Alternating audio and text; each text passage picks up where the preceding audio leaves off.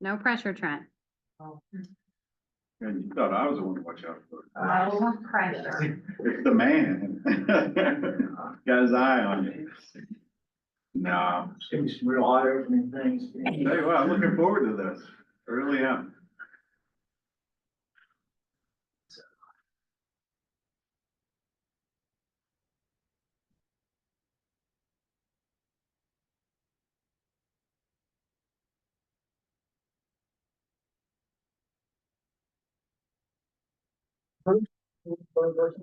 Just breaking.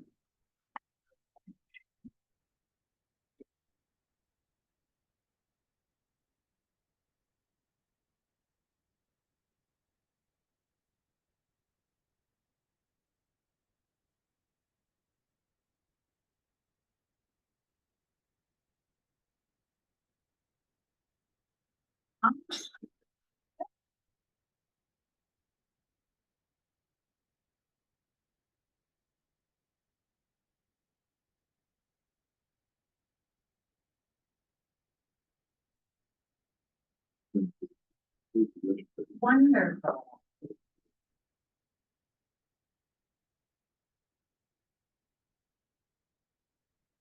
Good to know. They were aware. Yeah. They should have. I was saying we do that, so zero this. Amend that. Yeah, F56 here. Yeah.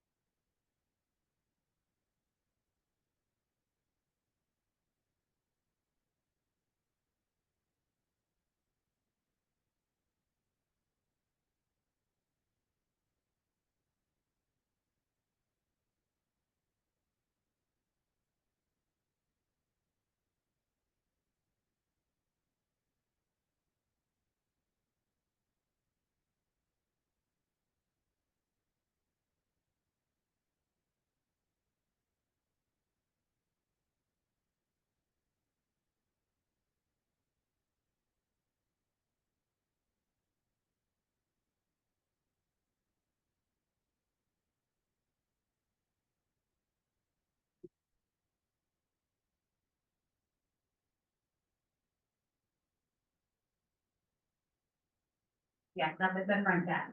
There's a basket right there. Perfect. Did you find her? Work with mom today, huh? How old is There's He's 1 month old. 1 month? Oh, he's doing good. Yep. Oh, yeah, he's great. Good. But Good morning, sir. How are you? Hey, how you doing? Nice seeing you. Nice seeing you. Hey, can I show you this really quick? You don't have to answer me, you just have to see it, because I'm gonna delete it and then I'll forget to tell you. All the time. It didn't take my time. So then, like, I'll have like, all of it. But I think I'm not happy, because if I delete it, then it deletes it. But I can, or I'm going to get set up as a permanent account and mark and read and go to the archive. Which is fine.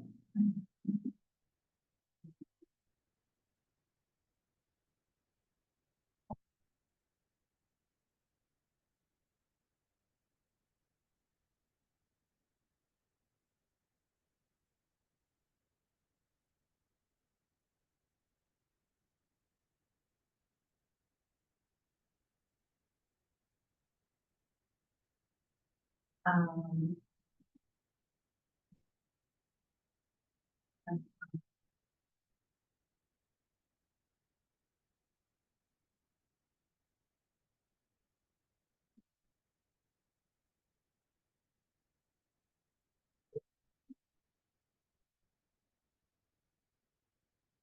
Did. Yeah. That's an old picture. Yeah, so I don't know what, like, that changed a while ago, and I'm like, I mean,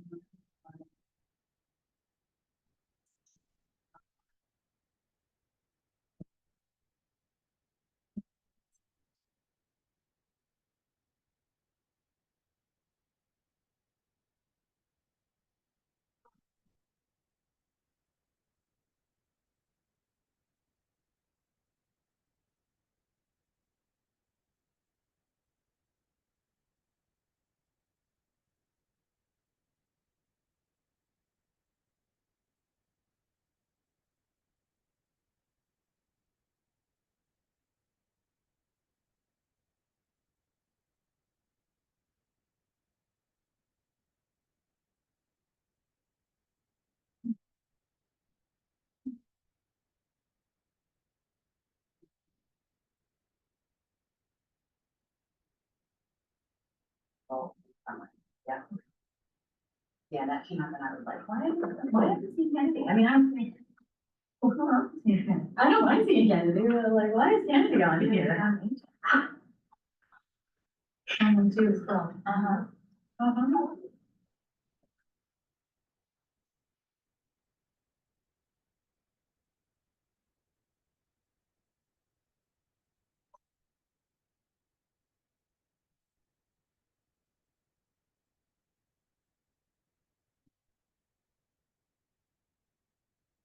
love when. You know, they do, you could, based on car not to look at the babies when they're. I know. I'm like, don't make too much noise. He's gonna participate. There we go. And answer questions. There's no better way to learn. Yeah, you're gonna know it all.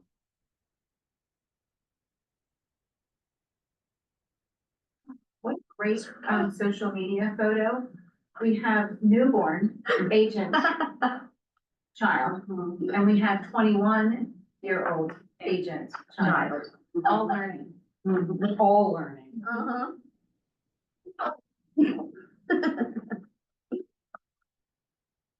They're really, really cute. It's never, you know, it could be captioned, it's never too early and it's never too late. I love that.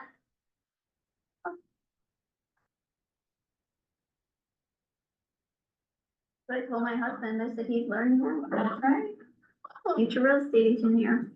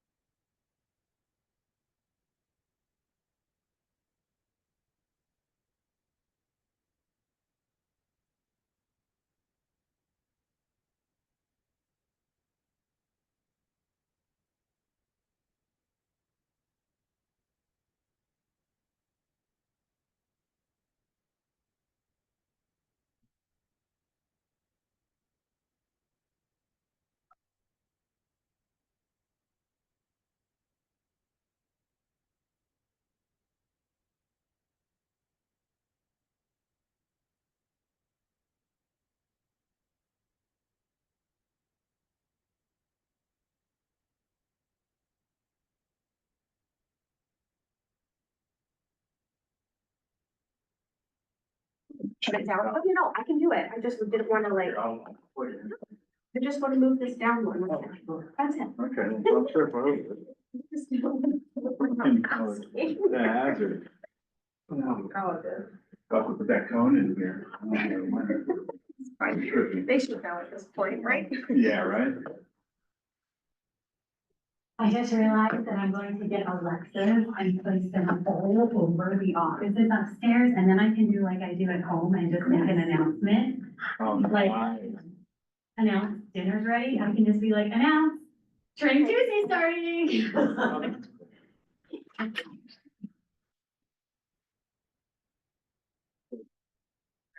Do my best not to just go up there and getting ready to come down. We're moving up or something. Oh, no, there's. Is there room over here? I'll take it. It's just these two. We should probably use the. Brent, you have a drink, you good? You have a drink, you're good? Okay. Drop that. I do. Yeah. You know?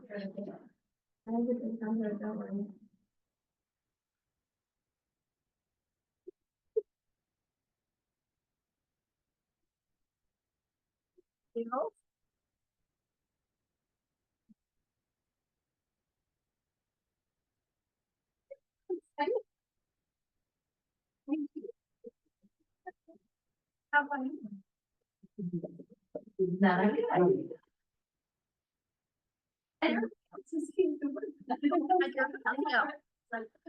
How's your house go? Who's handing the ball? Beautiful. Right in the center. Not today. Come on, man. That's what I saw her. I was over. I know. She did, that was awesome. Everybody in our digital world will be starting soon. It smells so good. Come on in, come on in, come on in. No. Yeah. It's really bad. Would you like to join us up front, please? I was just like, no. Please come with me, Colton. Come on, yeah. Gosh, I know. It's crazy that he's like avoiding so much now, because I'm like, I get to grow up. It's very fun. Join us.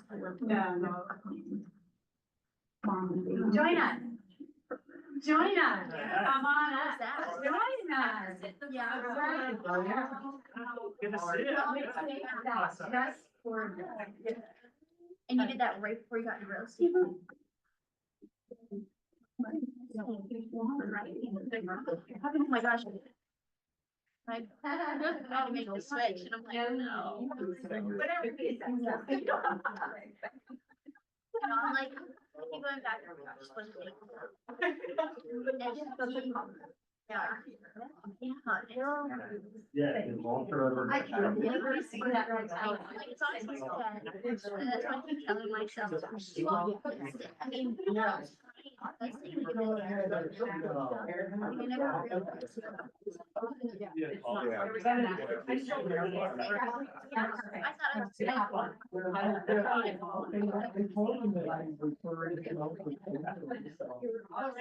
Everybody good? Even though I know some people might joke in, we have some in line. How are you? We can start, with a simple. If that's all right. Just, go over from there. Some newer faces in the room. Well, I'm Trent Snyderman, part of the, Snyderman team. Been at Keller Williams 3 years now. In the business since 2019. Primarily work with buyers. So, yeah. You kill it, we're gonna talk about that today, that's why you're up here. Try. Stacy Malott, I have been with Keller Williams since January. Ish, yeah. But it's on the radar for Keller Williams for like 4 years, guys. That's why I don't remember when you actually. Yeah, for a long while. It takes me a while to get there. I have been in the business since 2013. Started out as a, really only buyer, because I thought that's all I liked doing. Okay. And, then transitioned about 4 years ago. But mostly so, but I train all of my agents, for the buyers. And I still keep a pocket of them. And they really still are. So, and you two can just answer freely, it's a small panel today, so we don't have to worry about order or anything like that, but how do you, lead generate for buyers, or how do you buy your clients? Let's start there. A lot of different ways. I like to kind of keep it diverse, so obviously the biggest one is always gonna be your sphere, that's gonna be your least time consuming is just asking your friends, family for referrals.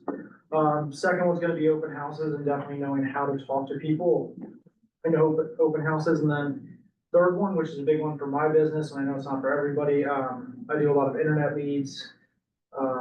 So, pay for leads, but then, I think there's a little bit of art to capturing those leads, working them, and it's a different mindset and approaching that, whether it's Zillow, whether it's, what's the city one that we utilize? Oh, absolutely. Op City, anything of that nature.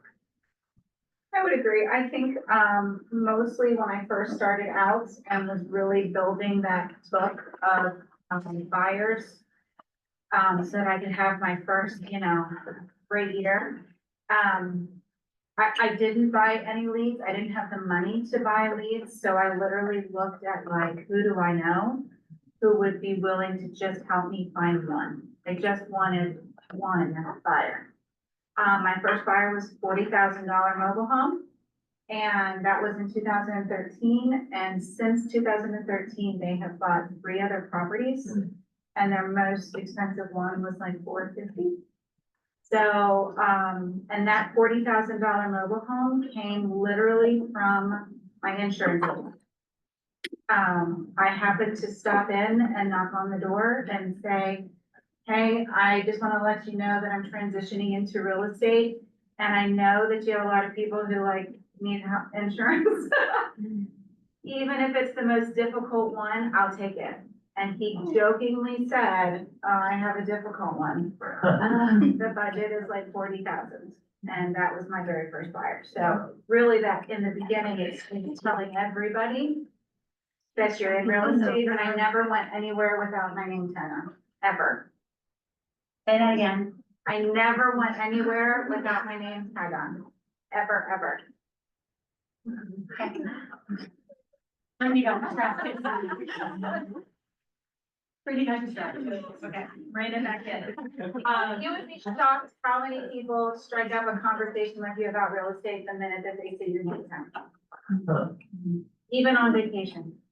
Everybody, everybody needs to ask. Real estate is so intriguing. That's why it's an industry on TV. Like, think about all the TV shows that are created just around real estate. It's fascinating to people.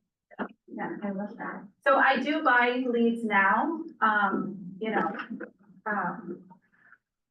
12 years in, but it was definitely not on my radar, to buy leads then. Speaking of leads, how do you convert those offline leads? I know Trent does this at a really high level, in fact, Yeah, and I know you do too, but I mean, when agents are struggling, I think help it's, them their way. I think it's really important to understand how to talk to people and the right things to say. I'll at least give kind of the plug as to where I get a lot of my scripting from in terms of this. And, I'm a TikTok guy, obviously, there's a guy on TikTok named Colton Lindsay. He's really, really good if you want to watch his TikToks on, how he phrases things when he talks to people. I'll give an example. Yesterday morning, I went and met with a Zillow lead for the first time. It came through Sunday. Obviously got my buyer agency signed, an exclusive on Sunday night. Went and met them at the property, and I knew through looking them up in the tax file before the showing that they had just bought a house a couple years ago. They had used a different agent, obviously. So instead of asking the first question of or the question of, are you working with a realtor?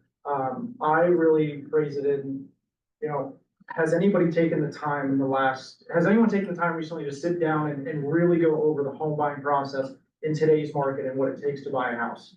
Because if you ask somebody, oh, do you have a real estate agent? Everybody knows at least one real estate agent.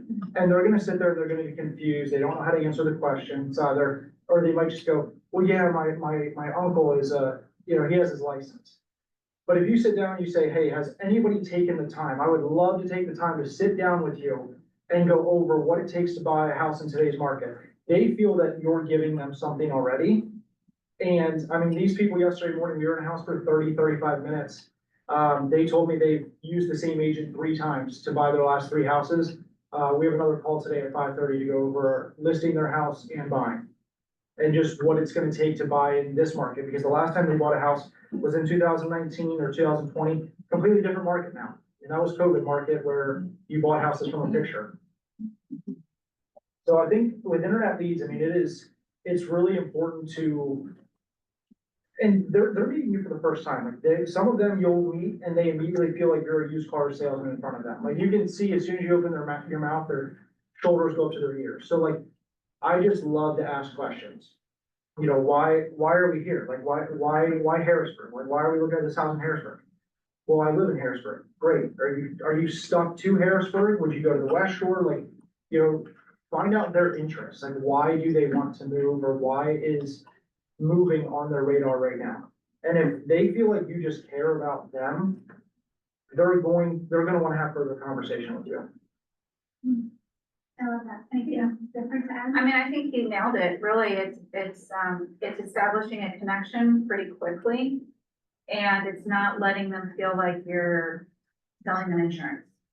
I mean, I'm not saying that how I do it is always the right way, but it's the right way for me. I never meet my clients for the first time in an office, ever. Because right away, it makes them feel a little on edge, they're nervous, they're like, just like, I always start off with something fun. If I'm going to take time out of my day anyway to meet with them for 30 minutes, I might as well take time out of my way to meet with them in a house. Now, I've asked them some questions to figure out, okay, this is a legitimate, like, they're truly interested and they have things to say. But for me, this is what I'm saying. This works for me. It may not work for you. Not every buyer is always going to be 100% pre-approved and ready to go today. But it doesn't mean that I'm not willing to put some time and energy in that buyer so that they're ready to go tomorrow or next year. I just got a text yesterday from someone who I have met 3 years ago through Zillow, and she's still working to make sure she's got everything right, but she still touches in every 6 months because we put her on a plan with a lender. And so, but I never meet them in the office is what I'm saying. They can see my personality within the house and I get to see theirs, and they usually tell me 10 times more in the house than they will ever tell me across the desk. Oh, I love that. That's interesting. I would actually really echo that. I'm the same way, unless it's a sphere lead or a personal friend that I know. Yeah. That I know will be comfortable in the office setting, but if it's an internet lead, the first meeting I always do is at the property. Because it's just like for people selling cars, like they go to the car dealership to buy a car. Like they don't go there to meet the sales rep. So, if I'm gonna do a buyer consultation in the office, I'm just gonna meet them at the property. And I'm gonna see how they look at the property, and then I can ask questions without it just being like so formal face to face. I can ask questions while they're looking around, and I get a feel then at the same time what they're really looking for. I mean, obviously, we still get our buyer agency signed ahead of time, but if I'm gonna do a 30-minute buyer consultation in an office, why can't I just do one at a house? Where they wanted to see that house anyway? No, that's great perspective for the room. Any questions so far? I have a question. Stacey, I admire your ability to look at the big picture and say, it wasn't just, to be in that moment, yeah, I'm gonna take that $40,000 lead. And now, it's been 3 transactions since, or not everybody is going to be able to buy right now or pre-approved to buy right now. It might take 3 years. Can you give us some perspective on how in the time of instant gratification that we're in right now, how you don't write that person off and go to the next one and go really deep on that? So for me, then and now, instant gratification is landing a new client. That's my instant gratification. I don't let the number determine how excited I get. Now, when we put one last week that was 1.2 million under contract, was I more excited than the 40? Yes. I was still excited. That for me is reminding myself like, why am I doing what I'm doing? If you can get excited over the small steps, 13 years later, you will look back and you will be like, holy shit, I made it. Because you only focused on this, knowing what your goals were, but you're focused here. I have always been one who will look places unconventionally. I can remember when I first started and I was looking for my buyers. I was targeting, everyone else wanted the big number. And I was targeting, at the time, the average sale was like 175,000 per house. I was targeting the people who were buying 125. Because I knew if I could find those people at 125, they would probably live there 3 years and then they would be ready to buy 320. And so I wasn't really worried about the grandness. I was like, where is the progression going to be? And I still do that today. I still, even though I'm a more of a listing agent, I still canvass, the rental community, always. Cause they all have to move. They How all do you do want that? to move. I was gonna say, give us your strategy on how. So I usually partner with a lender. We have done things from completely hands-on where we put together literally bags of goodies. It could be mugs, it could be tickets, $1 off to get ice cream, whatever it is. We go in together, we create the material, and we literally walk the entire little section. And we knock on the door, and we just say hello, and we say, whatever our spiel is and what we're giving away, and we don't ask them anything else. I don't ask them if they have ever thought about moving. I don't ask them how long they live there. I just say, we're introducing ourselves into the area. If you ever need us for any reason, please feel free to give us a call. We have a little gift for you. And that's it. Simple. And I cannot tell you how many times we have gotten a phone call. They are usually the ones who need the guidance over about a year to a year and a half because they don't want to rent anymore. But we do that. I also, in the very beginning, I went to, property management companies. And I asked them, can we do anything? Can we partner in any way so that I can be a part of transitioning people into your units when people are naturally transitioning out? And everyone who is renting at some point, they don't want to rent forever. And so I wanted to be the person that they called for that process. So for me, it's never really ever been about just grabbing that commission just right then. And it's more about, I'm excited about it in this moment. And boy, am I going to be even more excited if I get 2 or 3 more later. Yes, you're focusing on just building the pipeline and the database, knowing that you're gonna get the rewards. Yeah. 6 Like, months, don't a year, get you're yourself happy. overwhelmed in the grand.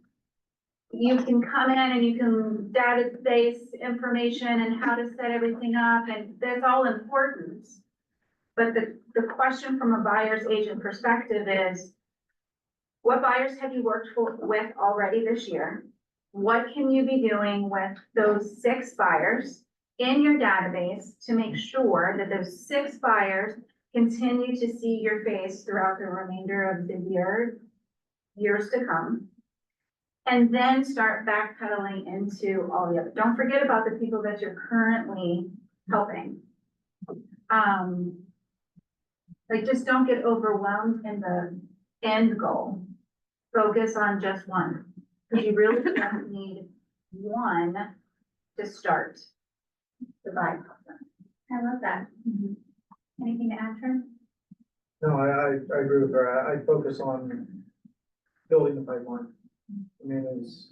I feel like your buyer business you're never worried about the instant gratification if you're always building the buyer pipeline.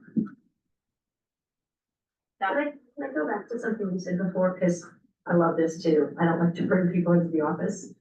What kind of safety things do you put in place? Because when you're meeting people in the house and going over things and you don't know the people, so can you elaborate on any of that? So when I meet them for the first time off-site, I still have had a very good conversation. So it might be a little bit different in this area because it's a much larger population. But where I am over in Franklin County, 9 times out of 10, if I get their name, somebody I know knows somebody that they know. And it's kind of like process of elimination for me. If I am feeling like, okay, these people are coming from out of town, I really don't know them, I bring somebody with me. I bring a teammate. I use that moment for me as a teaching with one of my other agents. A lot of times they want to know, what do you say when you have to meet somebody for the first time? Yeah. So I bring them. If they're not available, I bring my significant other. I have also asked the listing agent on certain properties, depending on where it is, because we are also very rural. I have asked if the seller can stay until we arrive. In case we have any questions about the house that we might be able to ask up front, and then the seller is gonna step out. So if I'm feeling kind of like, oh, this is a man and it's not me, I ask the seller to stay. I love that. And just for agents in the room, we have plenty of agents in our office that would be more than happy to ride shotgun with you, just so that way you do feel safe. So never take an appointment if you don't feel safe. Give us a call as your leadership team and we can help you find the person that can go along with you. That's a great point to bring up. Or you can meet at like a busy Starbucks before you go in, because you gotta sign paperwork anyway. Yeah. Let me, but Yeah, we just gotta do okay, for Yeah. sure, Yeah. for sure. I love that. You mentioned, don't forget to take care of the buyers that you're working with right now. Mhm. How do you both juggle working with multiple buyers? And how are you setting expectations in this market compared to maybe a couple years ago? Juggling multiple buyers, I think first thing when I do have my first buyer consultation with them, wherever it's in the office, at the house, I always ask, what's the best time to see houses for you? And then I write down, I have notes for all my buyers, and then I know what time of day is gonna be best for them, and then going off of that, part of my lead gen every day is I reach out to my really hot buyers, maybe not every day, but at least twice a week. And, as we know in the current market, the trend is houses go on the market Thursday, to Sunday. So I'll take a look at what everybody's schedule is for their showings. And then I go in and I'll send them like one or two houses, and that's kind of my touching base that week. And I'll say, hey, what do you think about seeing this house Thursday at like noon? And then if I get an appointment booked Thursday at noon, and I have another buyer that can only look at houses on lunch, now I'm gonna send them one and say, what do you think about seeing this house Friday at noon? Like, I'm just giving them the options. So that way I'm touching base with them constantly and sending them properties so they know I care, but I'm also kind of dictating my schedule along with their schedule. I like that. Keeps you in control, but yet it still makes them feel like it's an option. Right. Okay, how about you? He nailed it. I think the thing I liked what that he said was about his schedule. I think that I did not do this when I first started out searching for the buyers, and that was creating my own boundaries. Which then ultimately turned into burnout for me. So I think on hindsight, if I could teach anyone anything, it would be create your boundaries. I mean, know that your boundaries can fluctuate slightly, but just to be able to have those boundaries, maybe it's that you don't work on Sundays. It doesn't mean that you can't help a buyer on a Sunday, it just means it might not be you.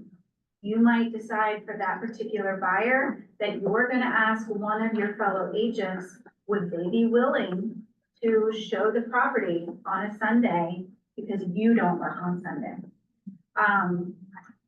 I know that there's a lot of showing agent fees and things out there, but I guarantee you, if you connect with someone within our brokerage and you work together to help each other out, they're not gonna say, okay, well, I need, because they're gonna know that you're gonna do the same thing for them. Now, there will be times when you're on vacation and you need someone to help you out, that's different. But set those boundaries within that calendar, and don't be afraid to tell your clients about those boundaries. I am usually running about 5 of my own buyers at one time. All my other buyers that come through the group go to my agents. But I tell those 5, if I am not able to be there, it does not mean that you are not going to get the best possible attention and care. I will make sure that someone either on my team or within my brokerage is able to do it, because our goal is really to get you in the house to determine if you like it. If you love it, my goal then is to negotiate it. I'm not worried about if Trent or if Brittany can get you in it. You're worried about my skill to negotiate it for you. So I love that you're setting that expectation of what you're actually really getting paid for. Yes. Like your skill is where your value is, not opening the door. So that way if somebody else needs to open the door, it doesn't feel shocking or like they're not getting their service from them. Yes, I love that. Trev? You look like you have something else to say. I'm sorry. I was really ready for. I guess I'll go off the second half of your question there about setting expectations, because I think that's like the most important thing you can do right now in this market. So for setting expectations, you're referring to setting expectations with buyers on like how the market's going to be, correct? Yeah, how the market's gonna be and just what can they expect about the process? So I usually sit down with them and I'll basically just go over briefly what it takes to put an offer together. And then from there, I'll put them in a hypothetical situation of if you were the seller, you know, this is what you would be looking for. You're looking for a complimentary offer of best price, cleanest offer, and then I'll go over the terms that entail cleanest offer. And then this will help me learn about them, and I'll say to them, you know, of inspections, seller assist, appraisal contingency, which of these, if any, or if all, is going to be a priority for you? And if that, at that time, the buyer says, well, I'm gonna need 3% seller assist, I'm gonna set the expectation right there. In this market, that is not going to be easy if you're looking in Camp Hill or Mechanicsburg. So let's wait until about 3 or 4 days after the house is on the market to go look at it. And it's not that I think we're gonna waste our time, I just don't want you to fall in love with something that I don't think is attainable right away. And I do the same thing with inspections. I say, I understand, inspections are important, I would want an inspection as well. But there are people out there who are willing to waive them, and that is very enticing to the seller. So if that is something you don't believe you can ever overcome in your offer, same thing, we're probably gonna need to wait a few days to see a property before we go in. Because if we're one of 8 offers, there's a very, very good chance somebody's waiving that inspection and that offer is gonna get picked.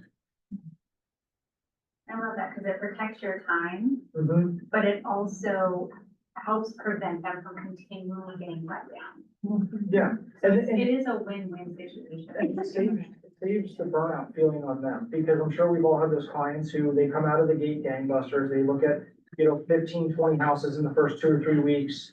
You know, they're so bullish to buy a house, they lose like 3 houses, and then all of a sudden, they send me that text, it's like, we think we're just gonna rent, you know, this market's not for us. It's like, well, I could have avoided this if I would have set proper expectations and understood what their priorities were, and that it probably wasn't gonna be beneficial to go see 15 houses in the first 3 weeks and put all these offers in because they needed 3% seller assist. And now I just went from having probably a B buyer to somebody that's now 9 months down the pipeline because they're gonna renew their lease now. Mm-hmm. And they're fearful. Yeah. People run away from them. Mhm. What's a question that I didn't ask that I should have asked? Today? Yeah. Can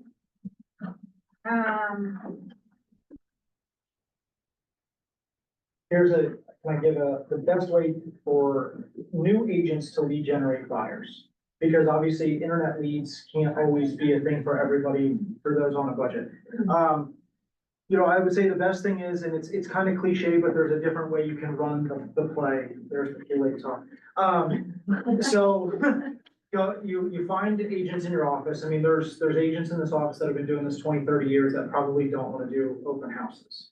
Find those agents that list houses, do their open houses for them. And when you do an open house for them, go door knock every single house in the neighborhood before. And I know it's time consuming, but let me tell you, like half the people aren't gonna answer the door, but at the same time, all you're gonna say is, hey, I'm having an open house at Mr. Jones's house, 318 Main Street. Do you know anybody that wants to move into this neighborhood? Do you have any parents that wanna be closer to you guys? Do you have any friends? No? Okay, great. Well, I'll be at the open house if you think of anybody that comes to mind. Cause you might get somebody that says, oh, my friend's thinking about it, they won't be in this neighborhood, they wanna be in Harrisburg. Perfect. What is their contact information? So that's one way you can do it. And then when you're actually at the open house, just knowing the right things to say. to start a conversation with people, because it's the same thing. People walk in. I can't tell you how many times I go to an open house and the agent says the one thing that we're taught to say: what brings you in today? What do you think brings them in today? Of course not. They didn't come in for the cookies and they didn't come in to see you. I like to start by saying, did you come in today because you saw the house on the internet, or were you driving through the neighborhood and you saw one of the signs?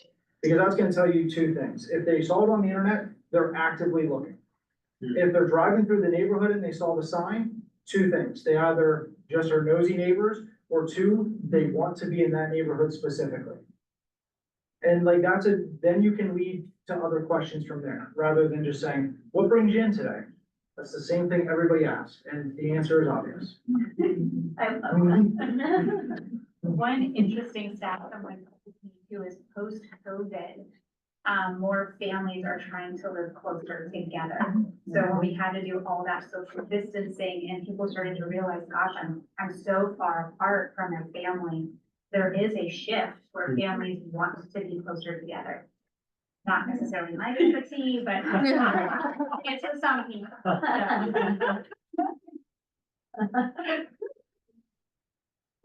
KW is a family, I One more thing, Michelle just left and she would have piggybacked on my one funny story, but I won't tell a story. Anytime you close a house with a buyer, I always say at the settlement table, hey, like, congratulations, when's the housewarming party? And they're gonna say two things: oh, we're not gonna have one, or it's in like we're gonna have one in like 3 weeks. Great, I'd love to stop by and see what changes you make to the property in the first 3 weeks. Nobody's gonna say, oh no, we don't want you to come through. They invite you. I show up every time. And every time I walk in, hey, this is the guy that helped me buy this house. This is the guy that did this. This is the guy that worked his magic. I always get buyer leads from going to those, and I don't like it. I don't like going to those things. And well, I'll tell you, I'm just gonna brief you about the first time I did this. The first time I did this, I had this Indian couple buy this house in Hampton Township, and I went, and when I committed to it, I did not know the details. So then I texted them that day, I said, what time is the housewarming party? They said, well, we're moving in today, the party starts at 12:01, because that's what time for their culture, at midnight. 12:01 is when the party starts. Oh. And I was like, okay. 12:01, they serve a 4-course meal of just like liquids, like it's just like liquid peas, liquid carrots, and we're sitting on the floor, just talking, eating different liquid dishes. And I called Michelle when I left, I said, I don't know what I just did. But I got 2 lines. Stop well to do, that's hilarious. Oh, that's a story I've never heard. That's amazing. That's a They mega. gave me like to-go dishes and everything, and like the You mean to-go soup? I get in my car at like 1 o'clock in the morning, and one of the dishes was steamed milk. And I put it in my front seat, Oh, and I no. put it cool, and it spills all over my car, hot milk. And I get so mad that I literally take the food and I just wing it out the front door. And like the next day, I call my mom, tell her, she's driving through that same neighborhood, she's like, I literally just saw the styrofoam. And I was like, my car smells like just curdled milk is all. Well, Stacy did that. I know, I cannot be curdled milk, I cannot, but I will say, I am also an agent, a buyer's agent, I don't give the gift, their buyer's gift, I don't give it the day of closing, because they're inundated with everything, they're getting ready to move into their house. Like my gift, the thing that I curated that's like so perfect, is about to get thrown in a box somewhere, and I'm gonna be forgotten. So my buyers don't, and I tell them, I always give them a card, but I always tell them, I'm gonna swing back by your house in about 2 or 3 weeks. I have something I really wanna give you. And I always stop, but I never have one gift, I always have 3. Because I give them a gift, and then I say, I want you to go and give these gifts to your neighbors. Because they're introducing themselves to the people that they're around. And it just so happens that I have marketing material in there. So they actually do some of the footwork. Now, if they don't give it to their neighbor, they don't. But, 9 times out of 10 they do. That's cool. That's brilliant. I tricks that we've heard today. Whoa, that I've never that's heard like before. gold right I there. love it. I love it. Well, let's open it up to the room. What questions do you have that would help you in your business? What was your third gift? For them. What are the extra gifts? Two gifts for the neighbors, right? 2 gifts for the neighbors. It depends on the time of year, really. Like sometimes I will, literally, you can get a lot of your stuff from like the Dollar Tree. Like, you know, so like if it is 4th of July, all of our closings that will happen the 4th of July, their gifts that they're giving to their neighbor are like geared towards picnics and things like that. We always have a mug or something that has our information on it, letting them know who helped them find their neighbor. We also, give them, you can have these printed off, very easily. Little note cards that basically say we've moved, so that they can send out to their friends and family, that they're gone. So, I mean, I know everything is digital, but trust me when I say people still like personalization. And in our note cards, we give them the stamp. Oh, So that they that's so smart. so that they can mail it out. And like, we are all craving those to be personable with others. It's like the digital world has just literally turned us into mush. And so we just make it easy for people to connect. Also, in those little bags, usually there is a $5 gift card to whatever coffee place is closest, there is a $5 gift card inside. With the little mug and all of that. So I mean, you can get as creative as you want. Sparklers, whatever you do for the 4th of July or Memorial Day, or I know Erin, she's a veteran. She usually does things in her little bags that are, geared towards like what she is passionate about to get other people involved in what she is promoting. So I love that. yeah, it changes. I also do those gift bags the day I meet my buyers for the very first time. So I have a gift bag for them. Again, I go to the dollar store, I get a bottle of water, I get some snacks, I get like whatever I just decide, you know, and maybe I'm just meeting them on a Saturday or, and we're just seeing one house. That's fine. I still say, it was so great to meet you. I just want to send you off with just a little nourishment, like go from your weekends, have fun, do your thing, but I left them with something that they're going to now, whether they use it or not, is probably gonna sit in their car and they're gonna be, oh yeah, that's right. Not that lady, she was pretty cool. I love that. I used to, have kits in my car for kids. So like a Capri Sun, one of those like, what do they call those? And they have like the coloring book and the crayons all in the little pack. When you can win people over, like when you win their children over, you win the grown-ups. Yes. Yeah. I knew these people came from Texas. It was the big, 1.2 last week. And they had 4 kids and they let us know that the 4 kids were going to be at all of the showings. And I remembered what I used to do, and it was with, Starburst. The kids were like under 9. And so the rule was, I set the rule. I'm the bad guy so that the parents don't have to be. When we get there, I basically tell them, okay, these are the rules. If you follow the rules, this is what you get so that you can eat it before we get to the next house. Because we had like 6 or 7 houses to feed that day. So I bribed them, basically. I love that. Yeah. Yeah. To be good and to not touch. Yeah, they're touching.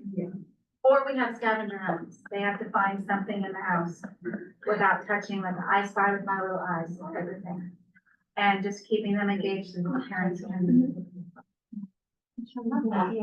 Good stuff today. Anything, any other questions from the room? That was great. Come on, there's gotta be more questions. Can you go over, your dialogue for your non-exclusive buyer agency? Or he's like somebody we just met, like an internet lead or something like that? Intimately, yeah. So on Sunday, I got this one, I wanted to see a house Monday morning. First, set up the appointment. First call, before I even call the buyer, and say, hey, we have a confirmed appointment, as I call the listing agent, hey, I just set up a showing for tomorrow, is there any compensation being offered? Yes or no? That helps me direct that conversation now. So obviously from the one Monday there was. Called the guy, said, hey, great news, got this appointment set for tomorrow, my name's Trent, I'll meet you there. I'm gonna send you over a non-exclusive buyer agency agreement, just states our relationship for tomorrow for me to show you this house. You're gonna see down there on the bottom that it says for properties that are, marketed by agents, 2.5%. I said, I've already talked to a listing agent, that's being covered by the seller, so you don't have to worry about anything. If you have any questions while you're reading over that agreement, just give me a shout. And if you make it seem like it's not a big deal, I mean, I never really get any pushback anymore. Can you just do this for DocuSign or Yep, DocuSign? send it right over to your DocuSign. I usually also have it queued up on my phone. So, a lot of times and I do that because like we will send things and they won't sign it. They won't realize or it's an older couple that they're like, you know, obviously. But I always have it on my phone. I always have a copy of one in my car that's just blank, so that, you know, if there's somebody who's very like engineerish that needs like to look through every little thing and ask me everything about the lines, they can, and then they sign it on my phone. So it's always kind of cute. So when you guys go to meet for the first time an internet lead, you're not getting them to sign on for like 6 months or anything. You're just getting them for that one house. I personally am not, because I mean, I don't know if I'm gonna wanna work with those people for half of that day. I can't tell you how many people I've met with, and see ya. I get them to I call sign. Colton, I say, hey buddy, I gotta leave for you. I get them to sign as long as I can, and I set it to you. Yeah, so. Yeah. There you go. And it's not because, for me, it's not because he's wrong or I'm right, but for me, like, I only wanna have to touch a process one time. And so if I determine in the midst of working with them that we are not the right fit, I will let them know. And this is also in the conversation with the buyer, this is exactly how I explain it to them as well. If at any time you decide that I am not the right fit, you just have to tell me and I will release you from this contract. And a lot of times I will even put that within my contract because I don't want them to ever feel like they're being like bound eternally to me. Because the fact of the matter is, and you see different agents out there, they don't want to release this buyer. Why would you do that? Because this buyer is just gonna have this horrible feeling towards you, and then they're gonna go tell all these other people you are horrible to work with. So I tell them very quickly, our contract is for a year. However, the minute that you buy your house, our contract is over. Or the minute you feel like this is not working for me, I will release you from this contract gladly. Drew, does Facebook team still have EPAs? We do. Yeah, that was like one of my favorite things, which is essentially what you're saying, because it gave you an out if you ever needed it, and it does give them an out. Yeah, it's just like a one-page prop to be able to do show that kind of thing of like, no, there won't be questions asked. We're gonna sign this up front that says, I'll let you out. Yeah. Yes. Cause you found, like, you can find the person who's on the more skeptical scale and be like, well, will she actually let me out? And you're like, yeah, that's what this one pager is for. Yeah, I crushed on that a ton. Yeah. So follow-up question, it sounded like you were getting ready to say there's times when you're the one who breaks the agreement.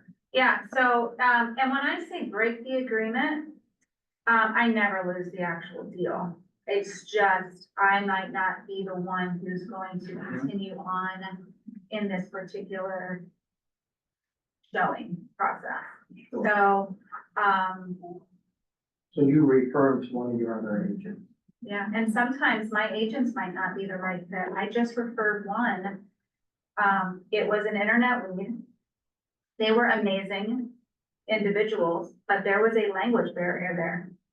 And so, no one on my team speaks the, Spanish. And so, I actually referred them to, it was a non-Keller Williams agent, but I got the split that I wanted. And he ran the deal and I knew that he was gonna take care of him wonderfully. So that would be a situation where it's better for the client that they take care of. So a quick compliance question, you were both talking about asking other people to do showings for you. Do we have to get anything signed to do that for another agent? No. Yeah. Where's Scott? That's a good question. I was just making sure, but you never. We're all answering it, Yeah. but. Because you are still representing that particular buyer, you are still the one in control, but you are, hiring, so to speak, the showing agent who won't negotiate or do anything legally around the purchase. They're just allowed to basically unlock the door. And it's always good to set expectations with whoever's showing the home for you, like, hey, if they ask you any questions outside of, you know, what's in the MLS, just say, oh, that's a great question for your agent to answer. Just putting that there, because agents naturally might want to answer, especially if they're experienced and they're just helping you out. Just make sure you draw that line of, I'll handle that. Right, and I recall from my training, you shouldn't be hearing anything confidential about their finances and that kind of thing. Yeah, you don't need to ask, you can let the showing agent just, yep, you're just there to show them the house, and if they ask you questions, that's on the MLS. If it's anything further than that, you can just say, oh, you're agent. I don't think Great if you're, question. if you're using somebody on a regular basis, I don't think it hurts to add them as a designated agent to your buyer agency.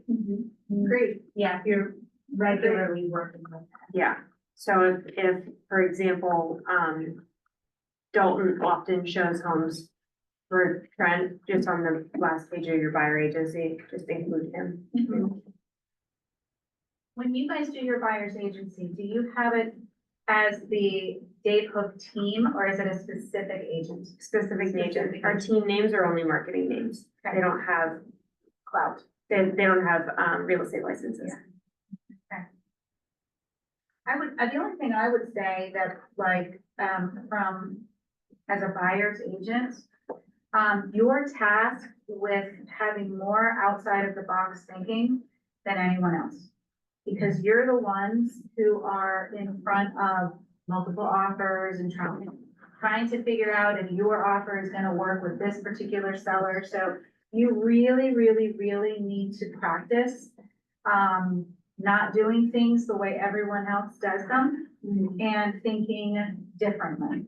And thinking differently does not mean like, oh, we're gonna pay your 1% transfer tax, or, oh, we're going to, you know, pay something for your agent. Out of the box thinking is like, if you're afraid that you are gonna be in a multiple offer situation, offer a rollaway dumpster for 3 days on a weekend. If you are, you know, tell them if your offer is accepted, that you will provide a house cleaning for their new house. Like, outside of the box thinking is not, you have to come up with thousands, it's just that you have to be different. Yeah. I love that. Would you write that in the additional terms? And if you need help, call Scott and he will help you figure out how. Compliance. Yeah, I love that. And where do you pick up ideas like that? Like somebody new in the room, what would you advise them on how to stay sharp on that critical thinking skills? So ask yourself in every situation that you're in a deal or just like even when you're listening to stories from other agents, like Trent's soured milk situation. Ask yourself, if you were in those situations, what would have made it easier for you? Or maybe if you ever moved from your home to another home, what was it that you wished you would have had on hindsight? And then apply that to what you do for your next deal. You know, I know Sharon on my team, she provides them a full-on dinner dessert for the first night that they are moving in. And it doesn't have to be the day of closing, but whatever night she knows that they are officially moving in, she delivers the meal. For them. We do the same. Yeah, Yeah. so it's just asking yourselves, gosh, when we moved, we were starving. Yeah. Like, and when she provides the meal, she doesn't just provide it for that family, she asks, are you having a group of people coming that's gonna help you move and unload the truck, and how many? If it's 12, she's got sandwiches and whatever it is, she's delivering it. So, I've heard a really little one that is cheap and really important. Bring the 12-pack of toilet toilet paper. paper. Bring the 12-pack of toilet paper. When they move into that home, there might be like those scraps that the seller left them. Yeah. Always keep a roll of toilet paper or box of tissues in your car for when you're showing houses who don't have toilet paper because they're vacant and someone's looking at you like, I have to pee. Just have it. They think it is they think that's the coolest thing. Oh my God.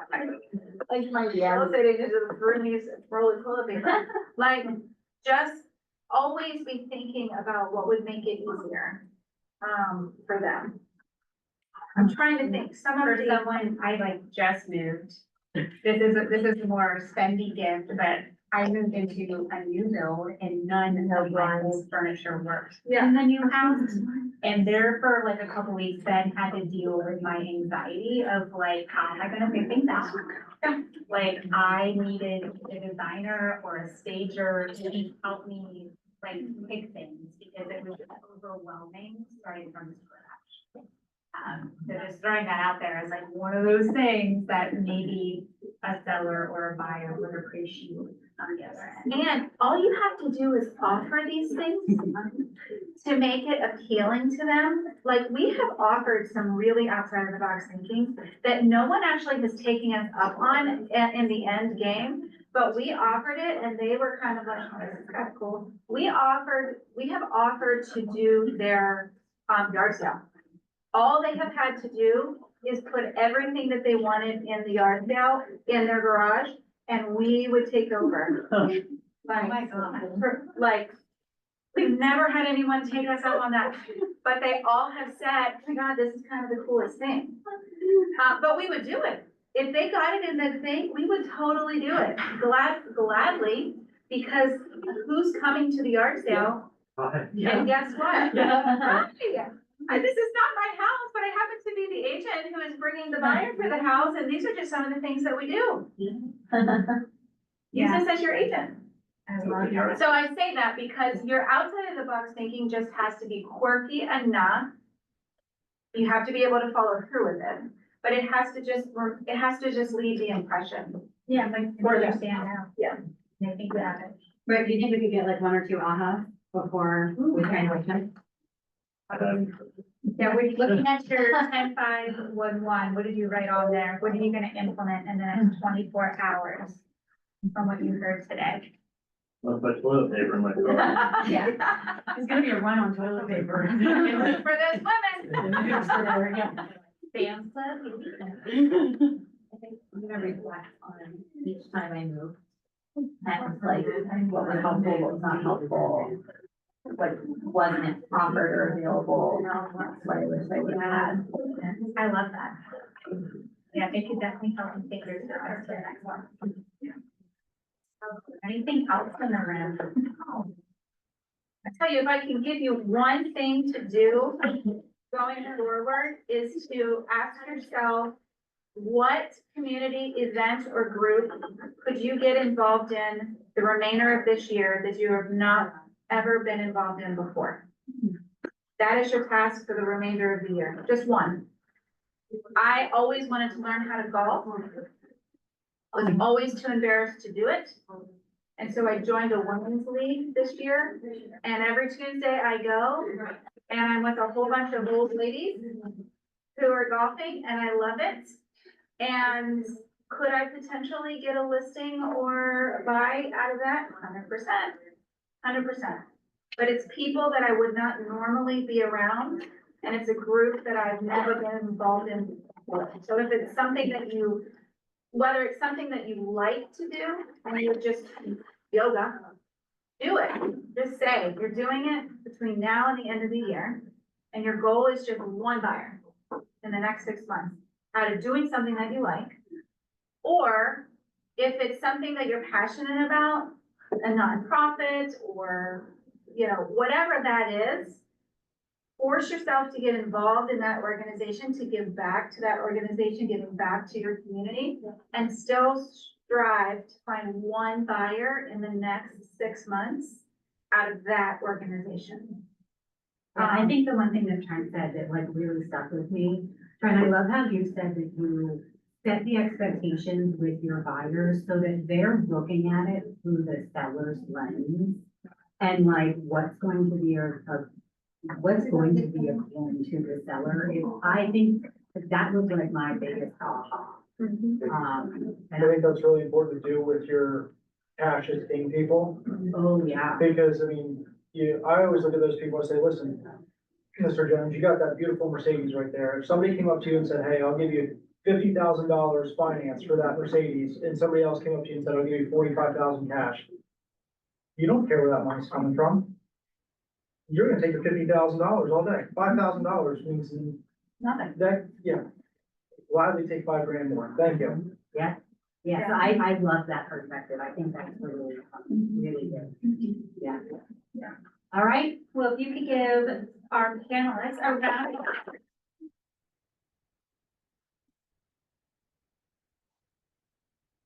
Did get something out of today's class that was super helpful.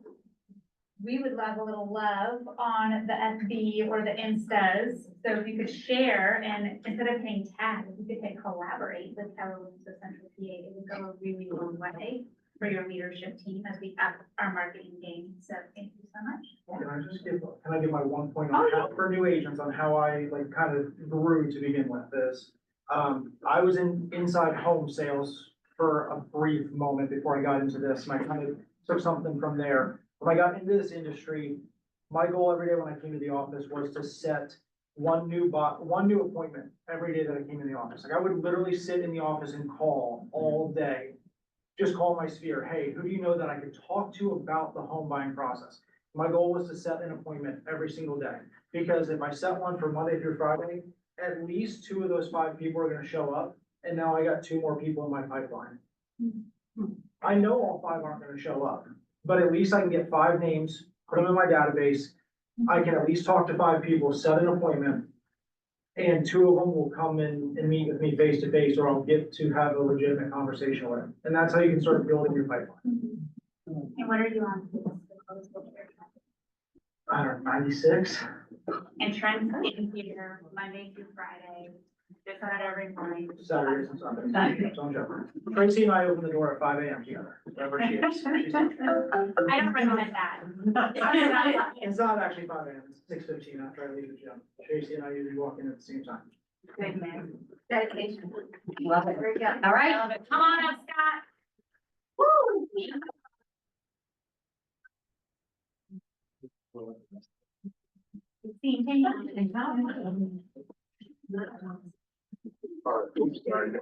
Yeah.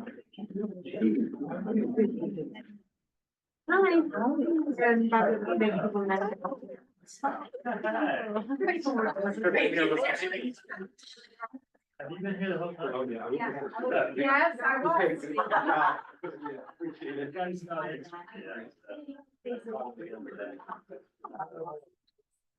Like people probably.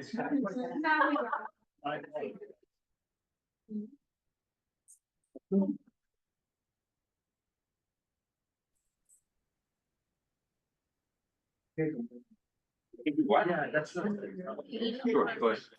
Yeah. Go ahead. Scott, you wanna go to your log in? I love them. No, it's short. One day. Throw it away from the dog. I'm getting kind of grossed out by it. Iron. I haven't seen that. It's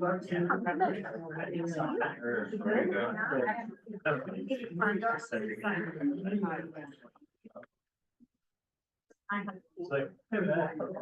I'm fine. Probably is what you do. Uh-huh. Show up there. I love that. Not the issue. How about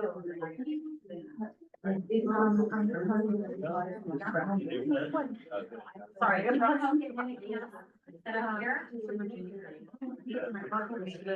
Okay, I can leave now.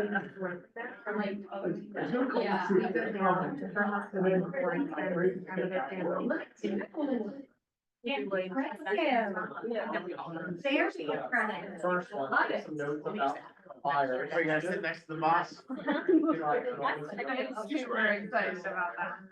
It just came together. It's great. It just came together. Zero was.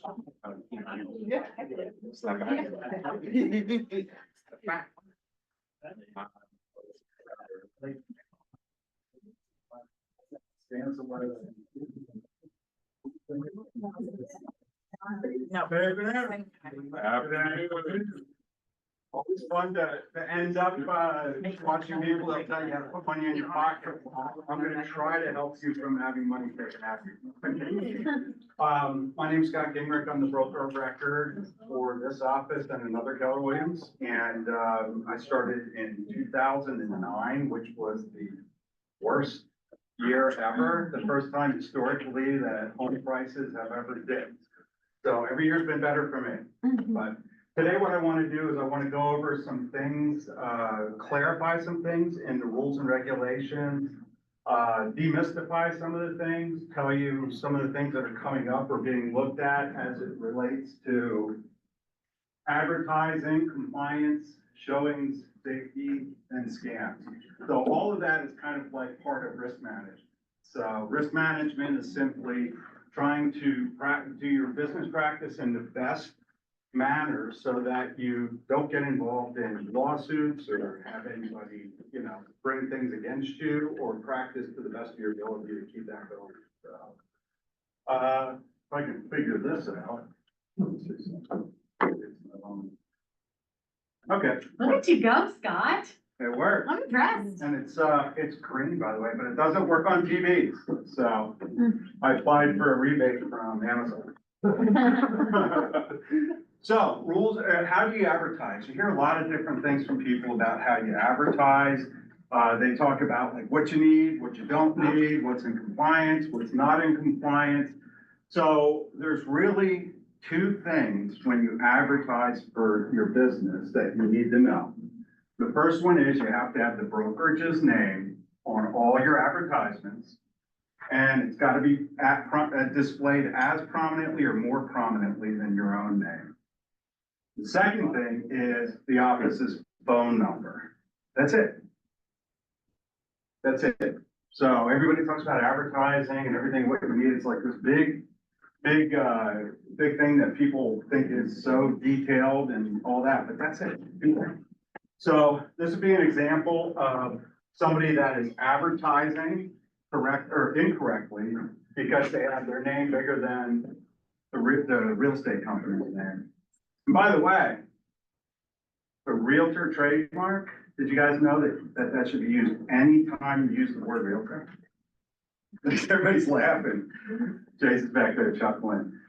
Did you also know that you're not allowed to have the word realtor in your email address?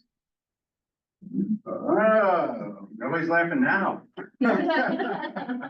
No, but there's, and again, all these things that we're gonna talk about today are, or websites, by the way, can't have realtor in website. It's so prevalent in the real estate community in Pennsylvania right now that it's just unmanageable. And so what they're trying to do is they're trying to set some things up and change things so that it's not the unknown and it's not something that everybody says, you know, oh, there's like, you can click once and as long as you get there and all that other stuff. So we'll go through that real quick. This would be an example of how somebody advertises correctly with their name. The other thing is that they're looking into now, and the Real Estate Commission is monitoring, is when people use the logo or the name, the Keller Williams or CV for Coldwell Banker or whatever that is, they don't want that, they want the full word. So if you just have like a KW up in the corner, that's not cutting it. So, Hey, Scott, and these are guidelines. what if your logo is bigger than? If your logo is bigger than the Keller Williams, that's, no, the logo, the brokerage name, and that's where it all kind of went south. The rules that they're operating under were made in like the nineties. So there was no internet, not to speak of. And so when you specifically were talking about fonts instead of like logos and, you know, that kind of thing. But no, if you have a logo, it can't be, and it's all about being displayed prominent. So as long as your name is not more prominent, and the purpose of it is really so that the consumers don't get confused and think that you're a brokerage. That's what the whole gig is. I have a quick question. Yeah. What about all of the logos that we can download that say KW of Central PA? Are they? Yeah, those Okay. are compliant. Okay. Yeah. So, what does it apply to? What do these two small requirements apply to? Anything in advertising, print, started out with print, because everybody's putting their names in advertisements in newspapers. Social media, which nobody even knew was coming. Marketing material, flyers, websites, business communication, what would that be? Emails? Anything that you put out. What really defines advertising? Advertising is anything that you do that is in conjunction with you being a realtor or talking about real estate. There's anything, TikToks, you know, all kinds of stuff. So, billboards, car wraps. Now, the ones that I've seen have been compliant. And some of the other people, both actually, very nice. But yeah, and so if you have any questions about that, just shoot them over to me. I'll take a look at them and Do it before you spend the money. before you spend the money. Yeah. I have a question, this is Sure. more going towards video. If while we're posting our content, if the last page or the last slide, we bring in all the office information at the end of the video, is that compliant? Yep. Or, yeah, okay, that's only Well, there. I'm saying yes, but you know what? They don't even know. But I'm saying yes, that would satisfy, but you know, Do you want me to share? yeah. Yeah, Oh, yeah, please do. so one of our agents got investigated by the Department of State in the last month over this, over unfair social, or social media practices. And we were this agent was one of about 6 agents that there was an anonymous complaint filed with the Pennsylvania Department of State, that real estate agents were advertising their services unlawfully. And, we decided to take the appointment with the investigator just to learn from it. And he showed me a lot of all of the examples, and it is very gray, like Scott is saying. Like, I would ask those questions, like, well, what about if our social media, that cover photo has all of the information? Do all of my posts cover? What about in video? Everything like that. He said it's very gray, but as much as you can in any video, and in that way, in your caption, it should always have it in there. In the caption of your post, it always needs to be in there. Just like Scott said, even if you're like posting pictures of things you saw in a house kind of thing, which I think you're gonna get into that, don't Yeah, post pictures of I things that wasn't you going saw. to, but I will. Yeah, that you saw in a house that you don't have permission to take pictures of the seller's Like, I home. usually do a video while I'm walking in property, so you think that's not. There's, So that's a great point, and I don't want to stop you because you were on it. yeah, so like that kind of stuff, don't don't do that. If you don't have permission from the seller to record anything in their home, don't do that and post it online. But we see that a lot. And any way that, from what we got from them, anytime that you are being a real estate agent, you need to include your broker name and phone number, anytime. Well, and that's the other thing is you are never not a real estate agent. You're a real estate agent 24 hours a day, 7 days a week. So it's like being a doctor or, you know, and you wouldn't go to a back alley and do an operation or anything. You know, anything that we do, where you can't separate it and say, oh, well, you know, I was looking at that open house as a person, as a consumer or something like that. It's, you're always a real. I was thinking about this because I know I am one of those people, if they ever go down that rabbit hole, I'm gonna get trouble, I'm in trouble. So I was thinking of making like a generic, kind of like a business card. So every time I put up content or do a video, end the video with that has all our information. That way, number one, because if I have to, I know myself, if I have to go in there and write all this out every single time, chances are I'm not gonna do it. But if it's already on my camera roll, that I can just end every single video with this, upload it, it'll be easier. So you think that'll kind of Or maybe get like a me out of. sticker or something. I'm sure that there's, I'm not very good at that stuff, although I did just get a captive, which is pretty fun. Yeah. You guys, anybody using captive? All right, it's this great thing where you can get AI, you can AI whatever you want it to be, and then you can change voices, and not even for yourself, like you can pick people, and, I don't know. But it's, I actually made one. Where's Adrian? She left? She just walked down. She's like that.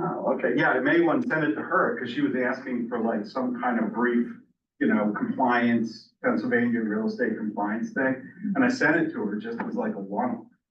I'll send it out to you guys, it's kind of interesting though, but it was just me, like, you know, I did ChatGPT, pulled up Pennsylvania stuff, I picked an icon of a person that I wasn't saying it, I picked the graphics and all that stuff, and I put in a couple of things. So what if you put no print on your video at all, but it's still about real estate? As long as, wow, as long as it's connected, again, I don't know. You know, But the fact is that you should somewhere identify yourself and who you work with, and you should have the office number as well as your number, even if you don't have your number. And then it should be more prominently displayed. And those are the archaic 30-year-old rules that everybody's been going by. But they are in the process, there's hope, because we are in the process of looking into that, not me, but there's a task force. Karen?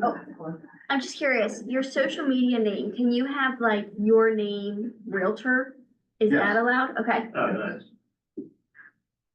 Yeah, and should have the trademark, but hey, always play by the rules. anyhow. What are they afraid, what are they afraid of? I wasn't sure his email address. And what are they afraid that like, The primary concern is that they feel or felt back then that it would cause confusion in the marketplace among consumers. And that they would think that you are a brokerage.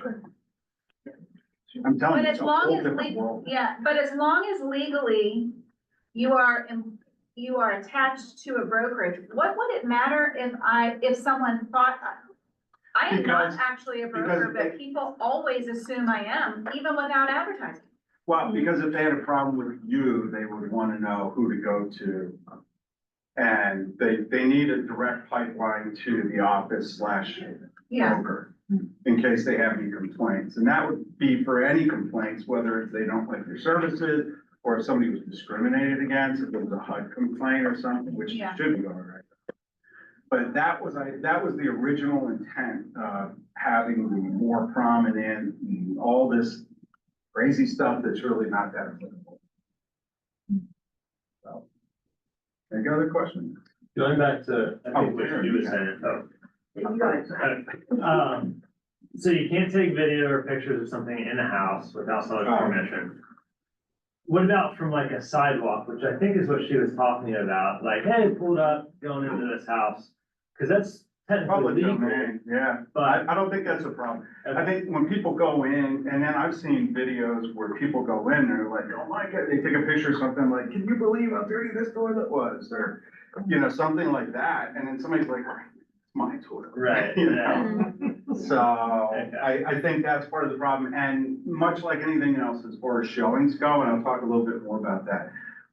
You really have to, it's all about what the seller will allow you to do, because you're on their property. Yeah. You know, there are situations, if you enter at the wrong time, it could be trespassing. I mean, there's just all kinds of stuff that has anecdotal stuff that I can share that, you know, is really bad. Yeah. So Thanks, Scott. I would just say too, always assume you're being watched and or listened that's to, the other thing. no matter if you're outside or not. Cameras are everywhere. Cameras are everywhere. If you're on their lawn, you know, knocking down their plants about how ugly they are, someone might be listening to you. Well, and there are stories about people that are watching showings go on and they hop on the microphone and start like, hey, when do you get out of that closet? Or, you know, stop doing that. Or, hey, no, I repainted it last year, you know, or something like, I'm willing to take $10,000. So, yeah, I always counsel my buyers, I would leave immediately. Yeah. the buyers and sellers. By the way, so if you're a seller and you are watching people show your house, that's okay. But the moment that you listen, you're violating a federal wiretapping. So I got a call once from somebody that was complaining about somebody that was, an agent that was in the house and they didn't like what you were doing. At the end of it, I said, oh, well, how'd you know they said that? And she said, well, because I heard them.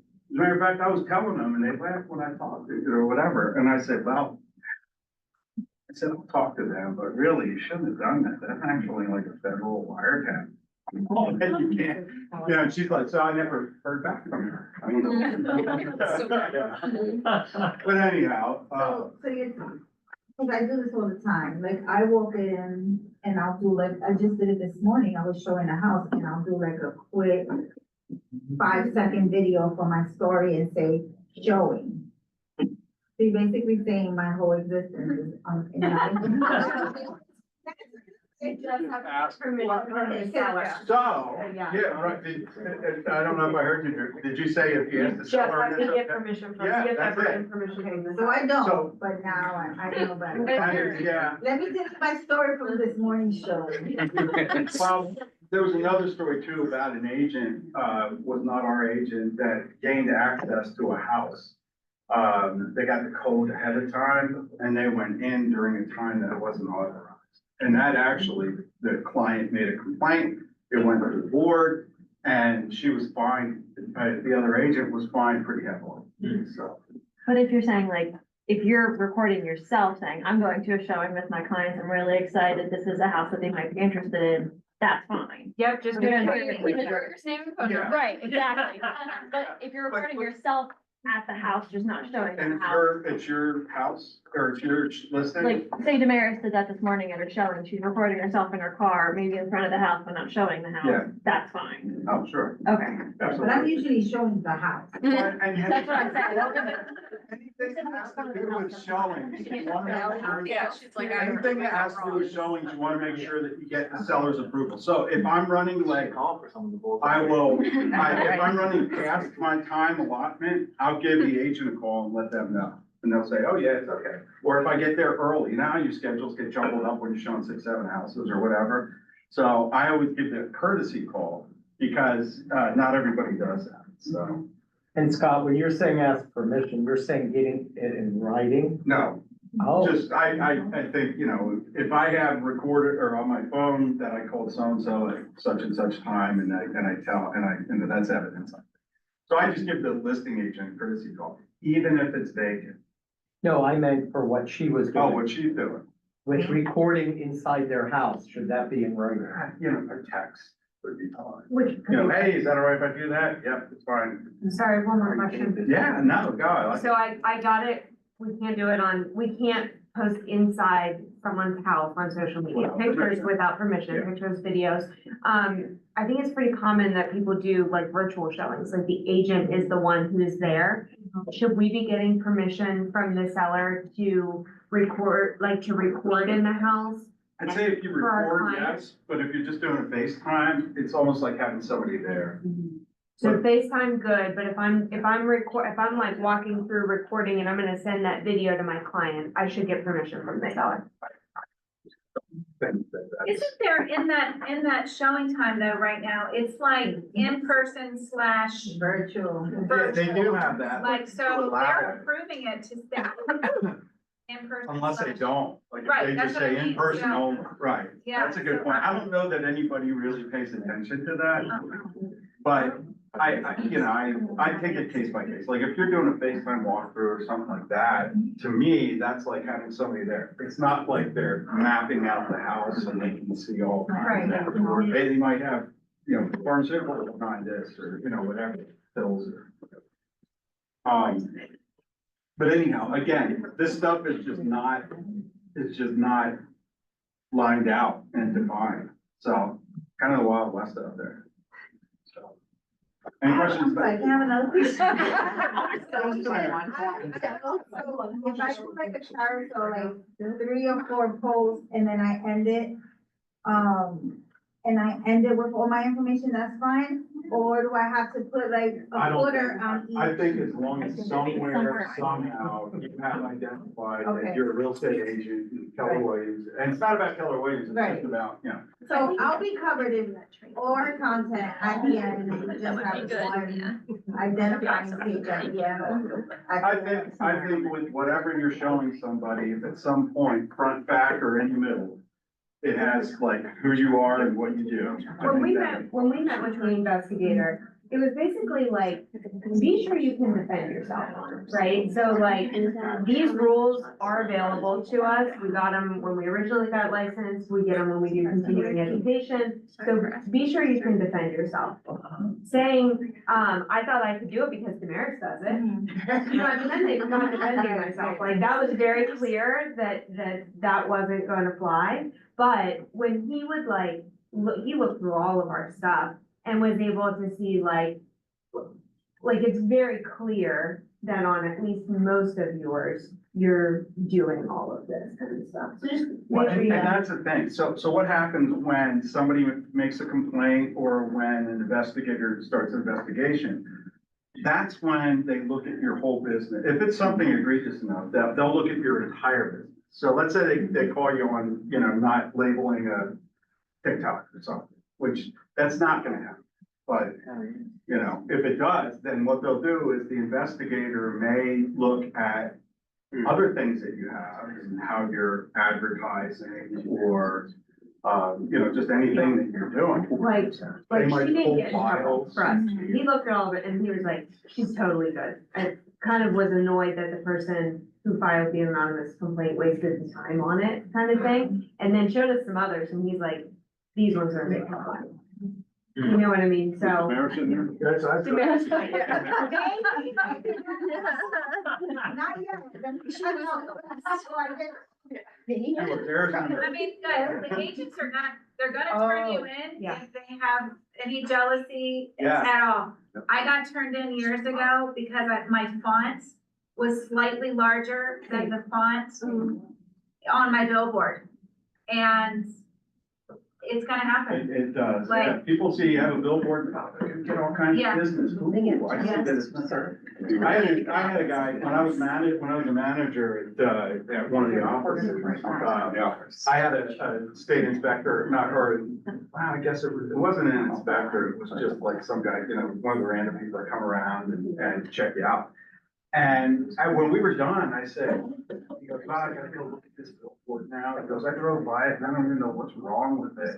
And I said, I can tell you what's wrong with it. I know exactly which billboard it is. They don't have the office number on it. He's like, oh, is that what so the people that are doing these, a lot of times that are going out are doing either restaurants too and car places and everything. But when you get an investigator from the Bureau of Professional and Occupation oh my gosh, I would get that wrong.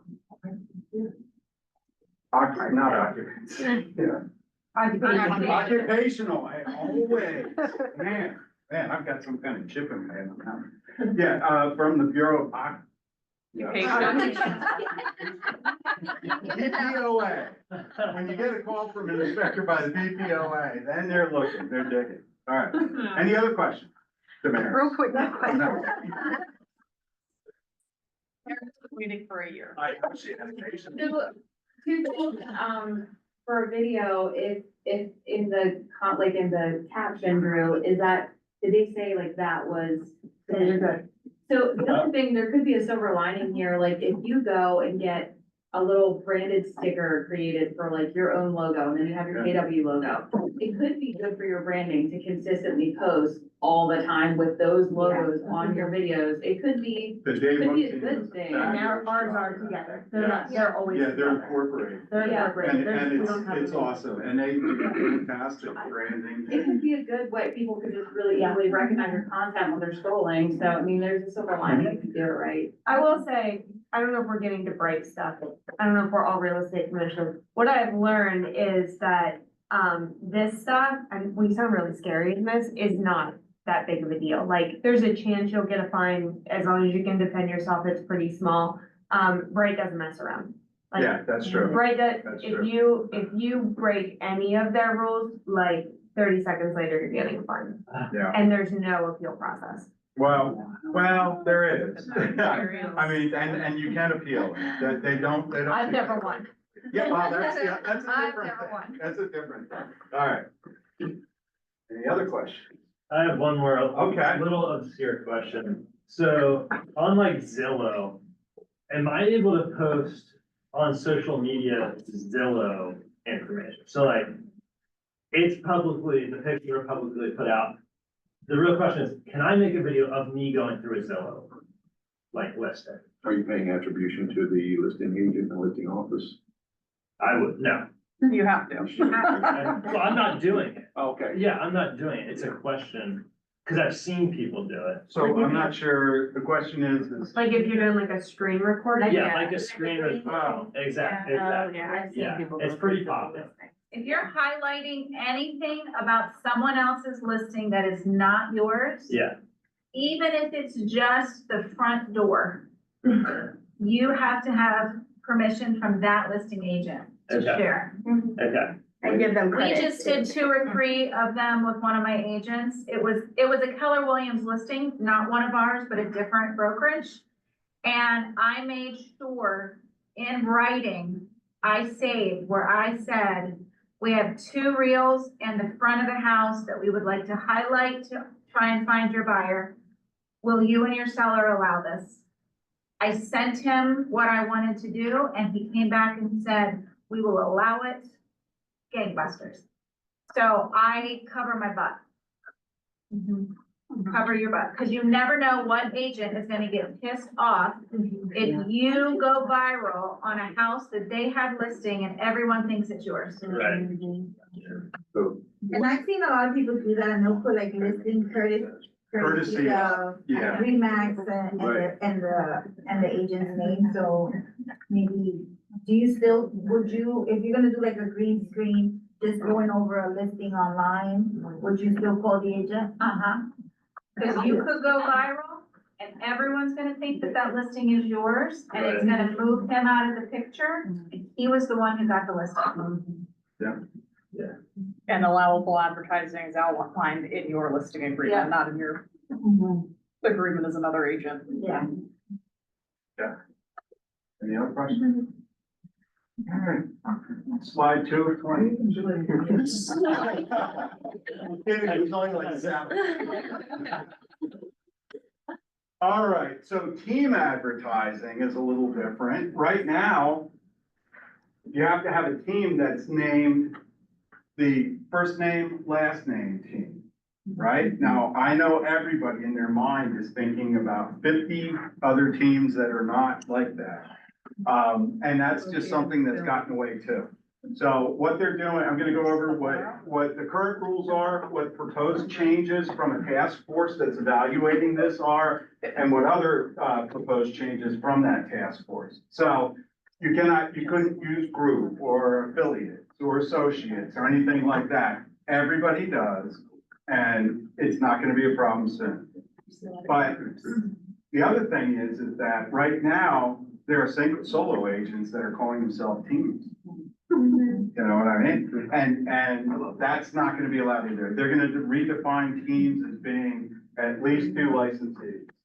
You might have heard of the other thing about teams right now, the way it stands, and this doesn't happen much, I've seen it a couple of times.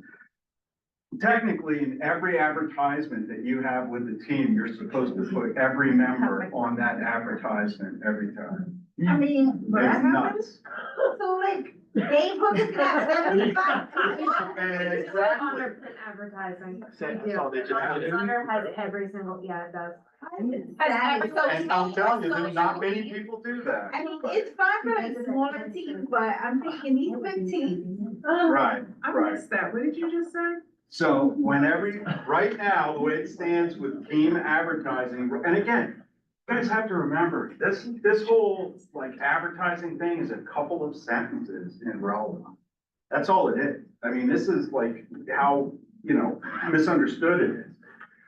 It's all team members should be listed in all advertisements, but only the licensed members. So whoever the licensees are should be, if it's the Erica Rawls team, it should have every licensee on your team, every time on every advertisement. Now, what's an advertisement? Anything that has to do with real estate, but it's just impractical and it's insane. But there are some teams, like yours team, that do an excellent job of doing it, even though it's cumbersome. And again, that's gonna all be changing. You guys ever hear about the one-click rule? Yeah. Oh, if you're 1 click away from the name and all that, that's a myth. There's no one-click rule or anything. There's actually, in PAR just listed, there's an article from Hank Lerner about that says, no, it's gotta be part of your advertising. Bless you. And right now, team members can market themselves individually, though, which is weird. After I just told you that it's supposed to be all the people on it. But there are team members that advertise individually, and have their own kind of, profile. So these are the changes. There was a group that got together. They were called the PAR RELRA / Sellers Disclosure Task Force. 14 days. The worst job. And some of the things that they were looking at changing or recommended, they went through and they made recommendations based on the current rules and things that they know that are impractical. So they want to redefine it so that teams would be defined as at least 2 agents. They want to start making the teams get their own license, much like an office, like in brokerage, like one of the offices and everything. But so each team would have its own license number, and that would be advertised. I think it's good. They're recommended that teams must have a manager for oversight and administration. So administration being like keeping up with pals on who's on the team, who's not on the team, that kind of stuff. Not judging or making any demands on the internal process or anything like that. But they would have that, and the manager would need additional qualifications. So it would be either education or be having a associate broker's license or something like that. And they recommended that licensees on a team must market only under 18. So there's not all teams do that right now. There's scattered teams and people have 5, 6, 7 agents and they're all just going their own way and it's just under one banner, but they're advertising individually. And the big one, they recommended that teams could use fictitious names in conjunction with the broker's name.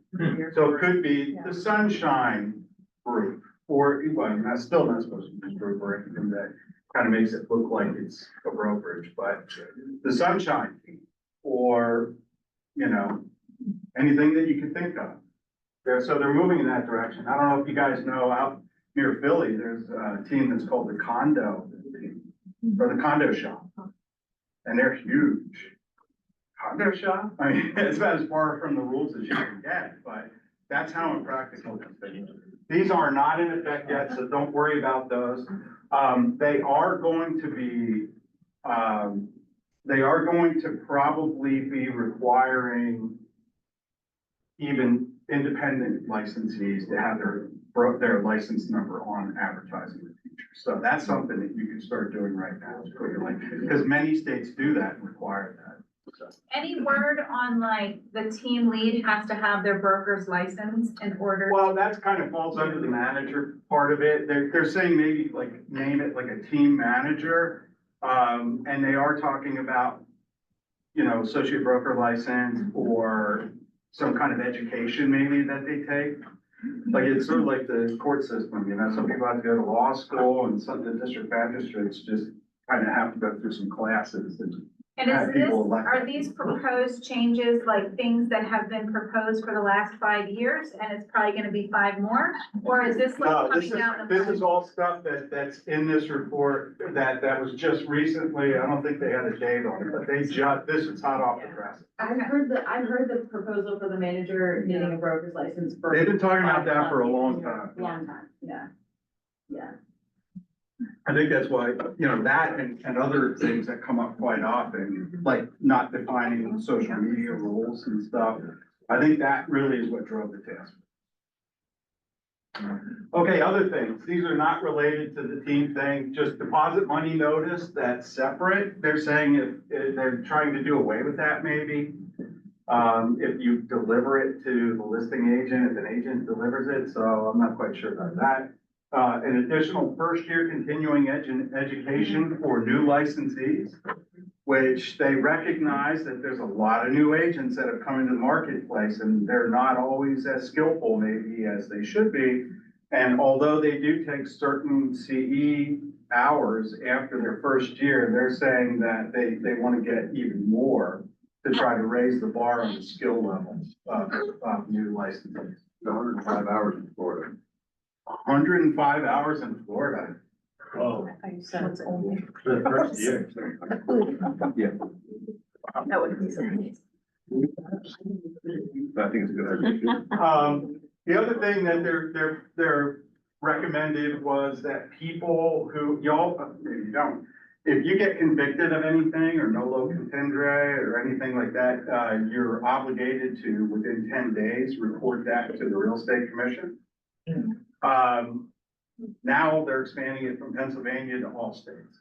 So if you're down in Florida and you're driving drunk after you took 104 of your hours, then you would have to notify the Pennsylvania real estate. Besides why the 6 Cadillacs have been car dealership kept going, I think. All right, and they're messing around with the definition of a transaction licensee.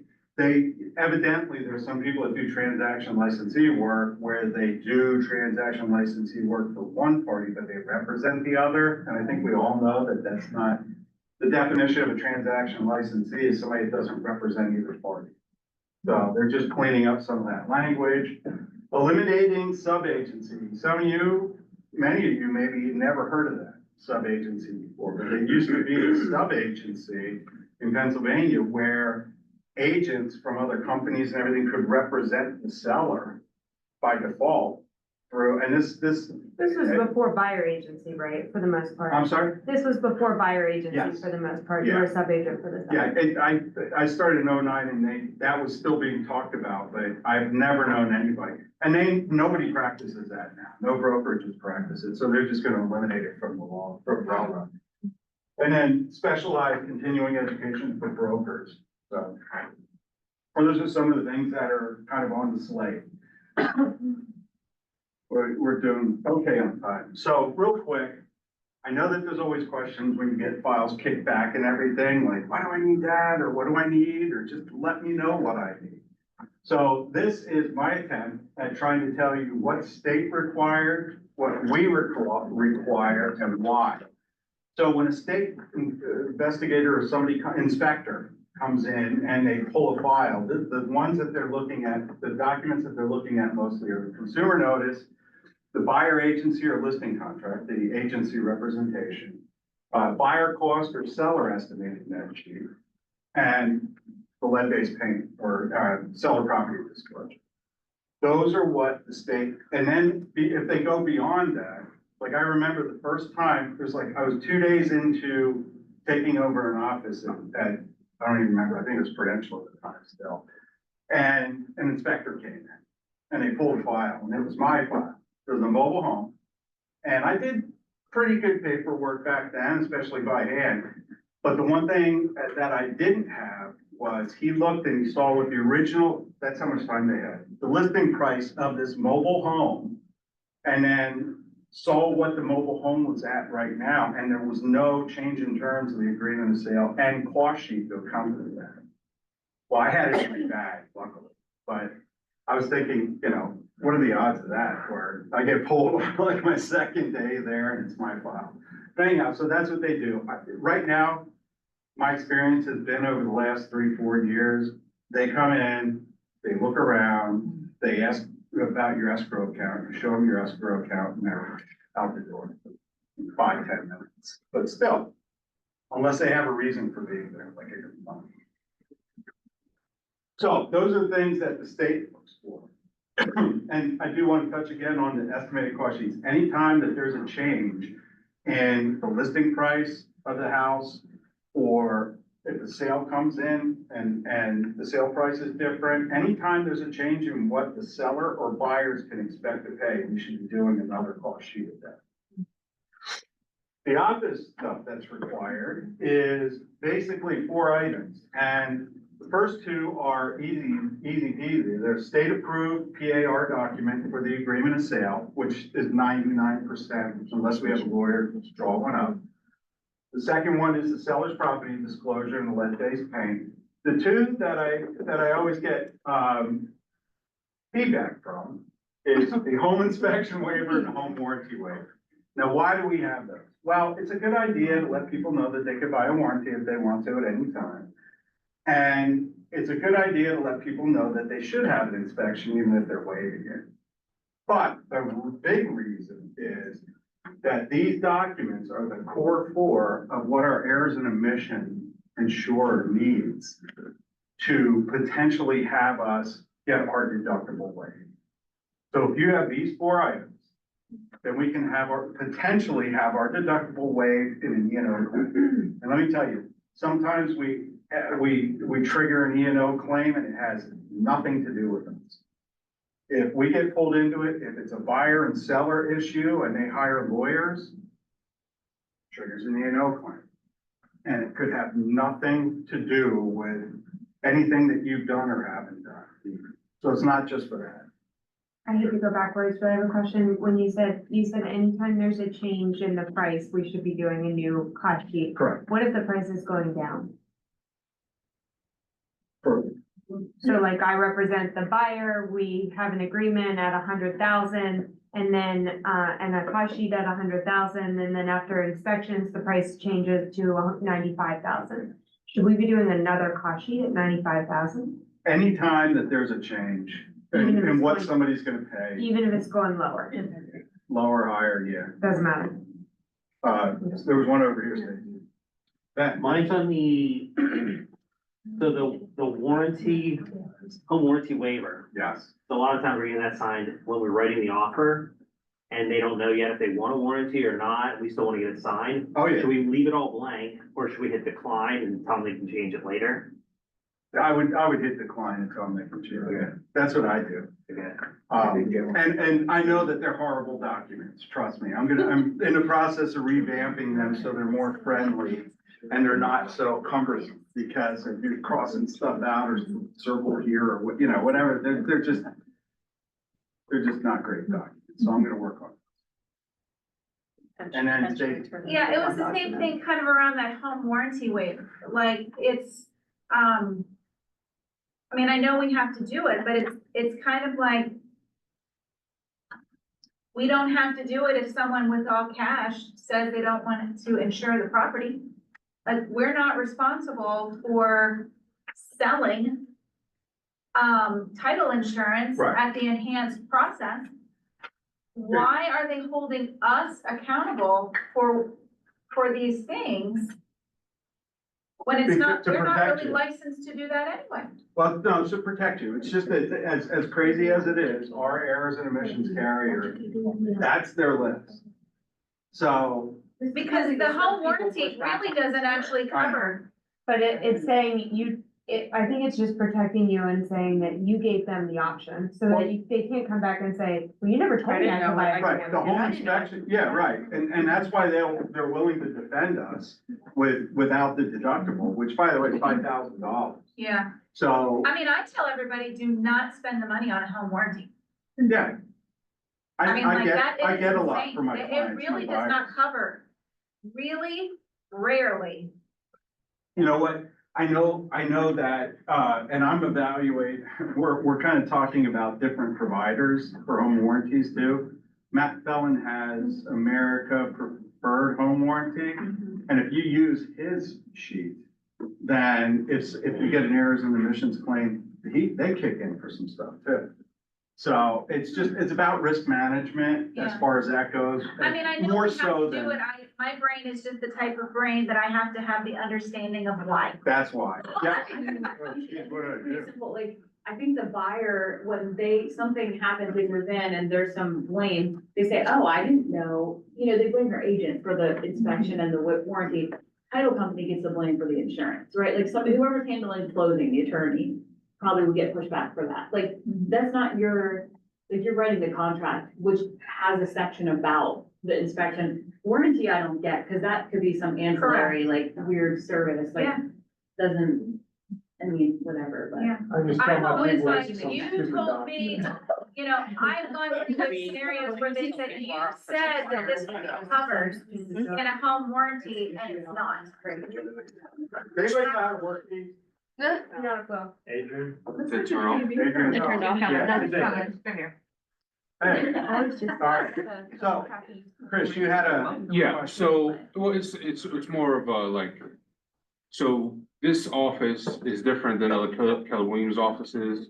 And the Harrisburg office is a little different, where the brokerage is trying to protect you, so those office required documents is based off our insurance carrier. Whereas at other market centers that we do provide service for, in command, there's no requirement for any of those documents whatsoever to cover you. So while it does seem tedious, it is to protect you, because in other KW market centers, this is not the case. Yeah, and again, it's 4 documents, which 2 of them you're already gonna have. So it's basically these 2. So, like I said, I'm looking at making maybe a friendlier version so that it's not as weird and cumbersome or counterintuitive.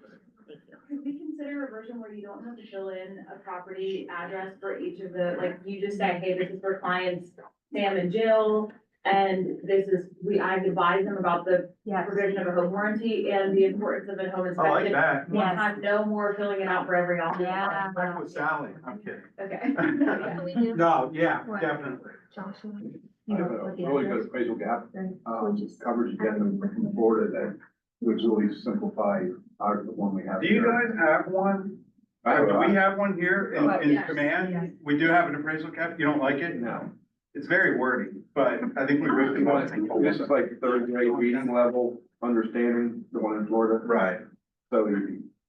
I'll take a look at it. Okay. Yeah, if you just send it to me. I mean, I'm all for it. And believe me, other than PAR forms, if we have other forms, office forms that you guys feel could use some corrections or anything like that, I'm open. How about let's get rid of that bright MLS? Oh, that I cannot do, my friend. But the guy. I know other brokers don't use them, won't fill them out. How are they doing that? We'll talk about that in a minute. Okay. But, What did you say about the gap addendum form? We have one? Yeah, we have one. It's, So I thought that we weren't supposed to use, if we have it in as a PAR form, that's what we're supposed to use. Not the any appraisal office generated. contingency, you can put in that, but the problem is that there are a large part of the community of realtors that don't understand. Yeah.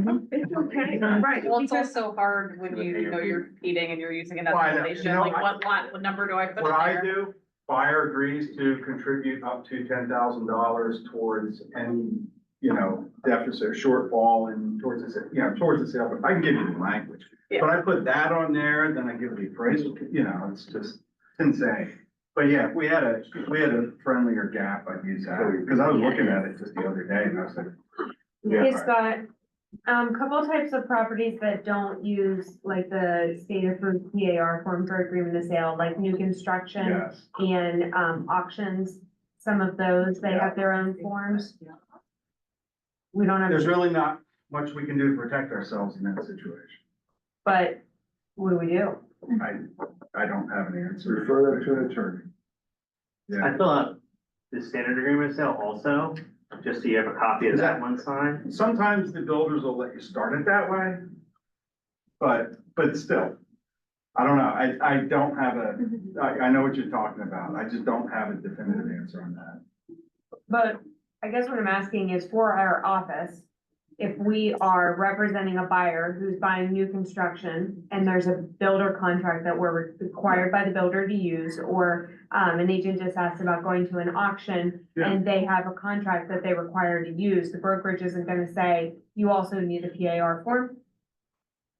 Okay. No, I take a look at that. If you ever have any questions like that, or if Sally, the one reviewing it, kicks it back, let me know. Or just put a note in there, say I spoke to Scott. Do you have a picture of Sally? Not on me. We all have this like mental image. Yeah, of we need a visual. Sally. Well, a picture of this. Have you ever talked to her? She's got a wicked northeastern accent, you know, Bach the Khan, Yad, you know, she says, I don't know, I do whatever she tells me. Picture of Sally, I'll introduce her. Yeah. Sally's the bad guy, you should know that. Yeah, I So like, know. That's why she doesn't want us to know her face. I'll bring her up here. I'll bring her I up. would love that. All right, so we talked about that, just an off comment. Seller's property disclosures are actionable for a period of 2 years, in case you didn't know that. So 2 years, somebody can go back on those and litigate. And it's recommended to retain all your communication, you know, throughout the process and hang on to it, because we are getting, especially with the rain and everything, we're getting a lot of calls. So, talking about first showings, those guys did a great job of going over that stuff. These are the three things. Yeah. You know, consumers notice, bright MLS, Mike's favorite, form. And then the exclusive and non-exclusive is what I take, my first one. How you guys conduct your business, that's up to you as far as that goes. I am hearing a lot of people say, and I'm sure you guys are too, well, I saw a house last week and I didn't have to sign anything. You guys heard that? Yeah. Oh, yeah. Yeah, so that scares me, but I don't want us to be the ones that reopen that federal settlement. That's your competition. So. Other things that I bring, you know, or use sometimes is the NAR fact sheet. If you go online to NAR, you can print it out to a 2-pager that just says, that says that due to this settlement, that you're required to sign something before you tour a home. So it takes the heat off of you. And if they don't believe you, and they're like, hey, nobody else told me that, well, it comes from the NAR. Here's some of the things that we already talked about. Don't enter the home at any time other than your scheduled time. Call the list agent if early or late. Don't leave the key in the door as you show it. I got a call 2 weeks ago about somebody that broke it off in there because they hit it on their hip when they were walking in. And they didn't have a spare, do let the list agent know if anything is disturbed, broken, leaking, inoperable. If you smell gas, you know, anything, it's just common sense. Let the listing know right away. Let the listing agent know right away. So as you're driving away, you know, and it blows up, then at least they know you tried to stop it. Yeah, the lights you see, you can tell where it's coming from, right? Yeah, right. Yeah. Start the stove if you, the lights aren't on.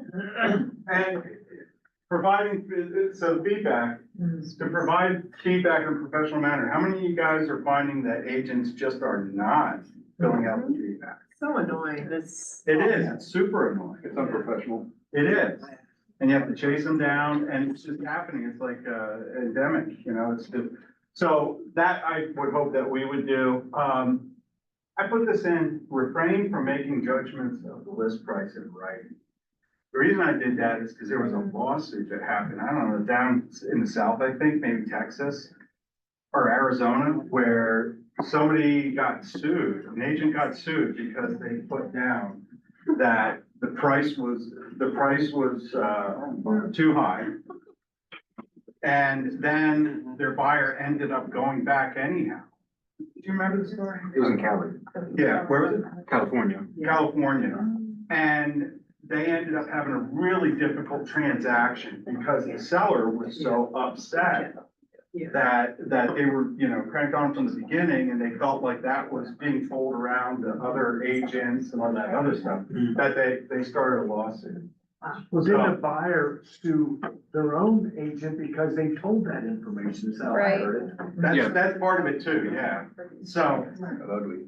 So you're Yeah. saying don't ask if the price is too high, too low, or just right? I just, Right. Leave it blank. Or That's don't, always over. I don't okay, so even if fill it's it there, just ignore it. yeah, that's what I do. Ignoring the question? Well, plus, my feelings are that if you're gonna make an offer on a house, I don't like eventually, offers, I don't want you to know. you don't wanna do Making it. that a low ball offer or not. Okay. Yeah, I never heard it. I just go. And that's why I said, remember that your Yeah, buyer that's may not- I offer don't on fill the out all home, those so you middle don't wanna questions. kill the deal. Just safety tips and Yeah. stuff. There are situations going on where, people are getting scammed or, people are trying to, there are situations where people are put in danger, or could be put in danger by somebody trying to set up a showing and be taken advantage of or something. Zillow, automatic showings. Yeah, I need to contact you before I go out there. right. Yeah.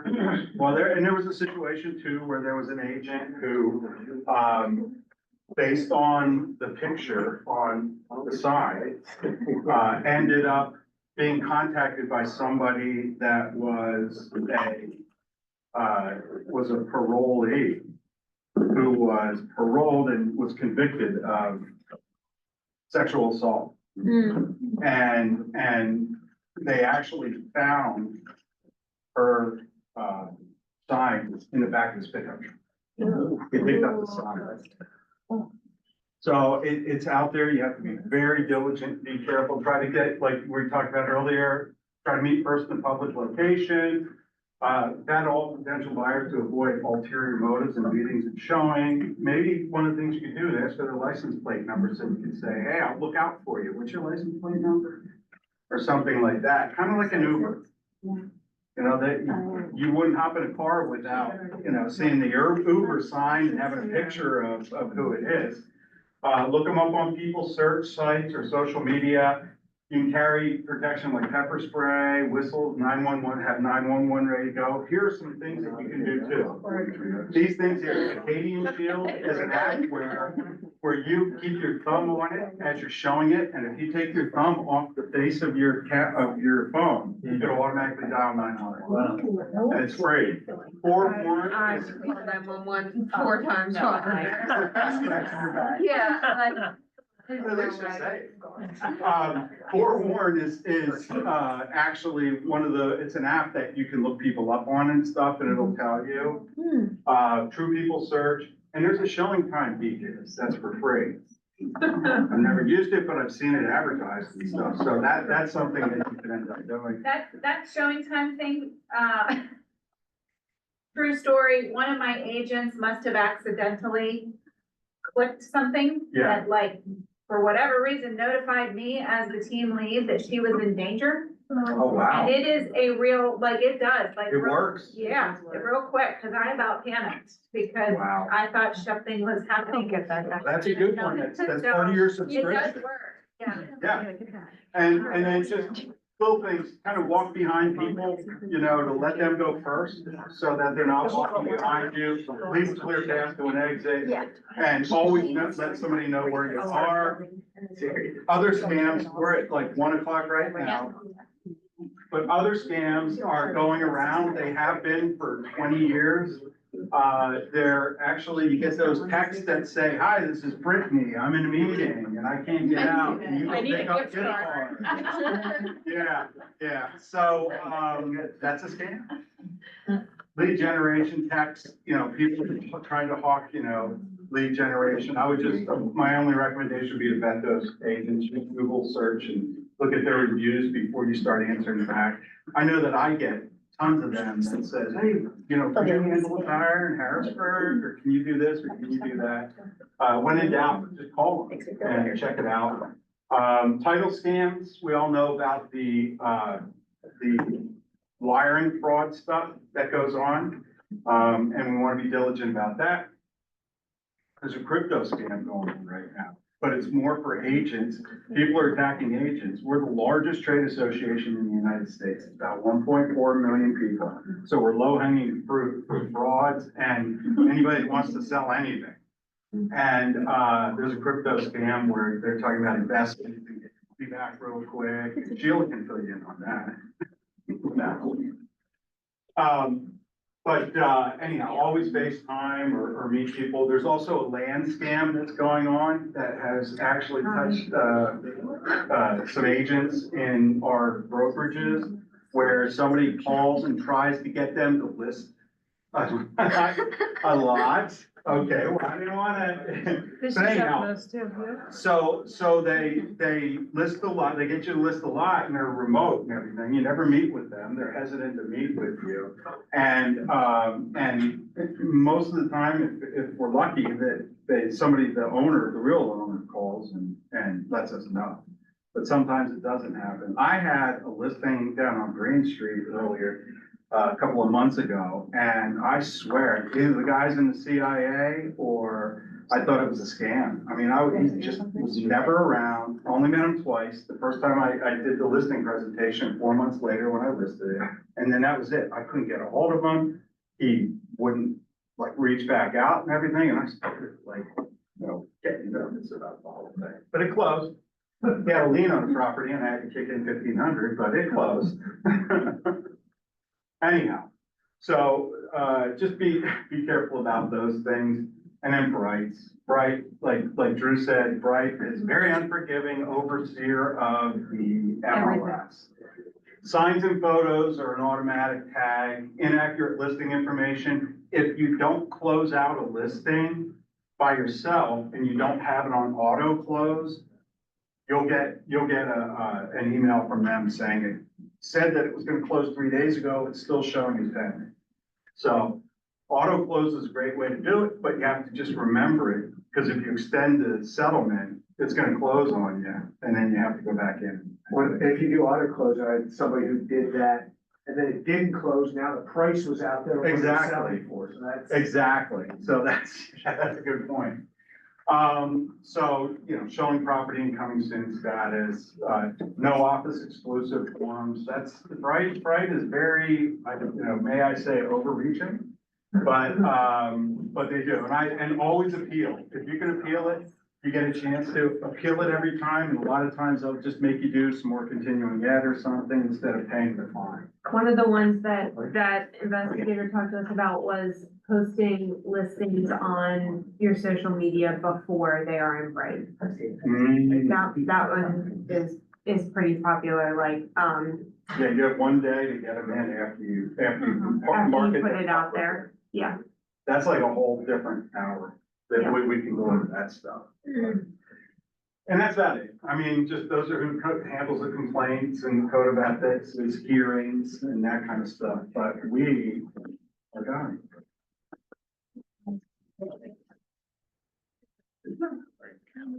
Real quick, before everybody disperses, Scott, thank you so much for your time. We have a new system in place. I'll hang it up here. We have a QR code that you can scan. It can be anonymous.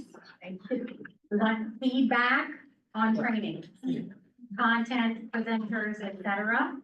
If you put your name on your survey, your feedback form, we are going to be doing monthly drawings for some gift cards. But there no pressure to, as many, please give us your feedback. You really want to know, what you guys are doing. Okay? Thank you. Oh, you get first story. Thank you. We are, I never did that. So I don't know. Yeah. It looks good. Yeah. All this time, I always thought, I think that's what I always call those. How are you guys? I thought it was.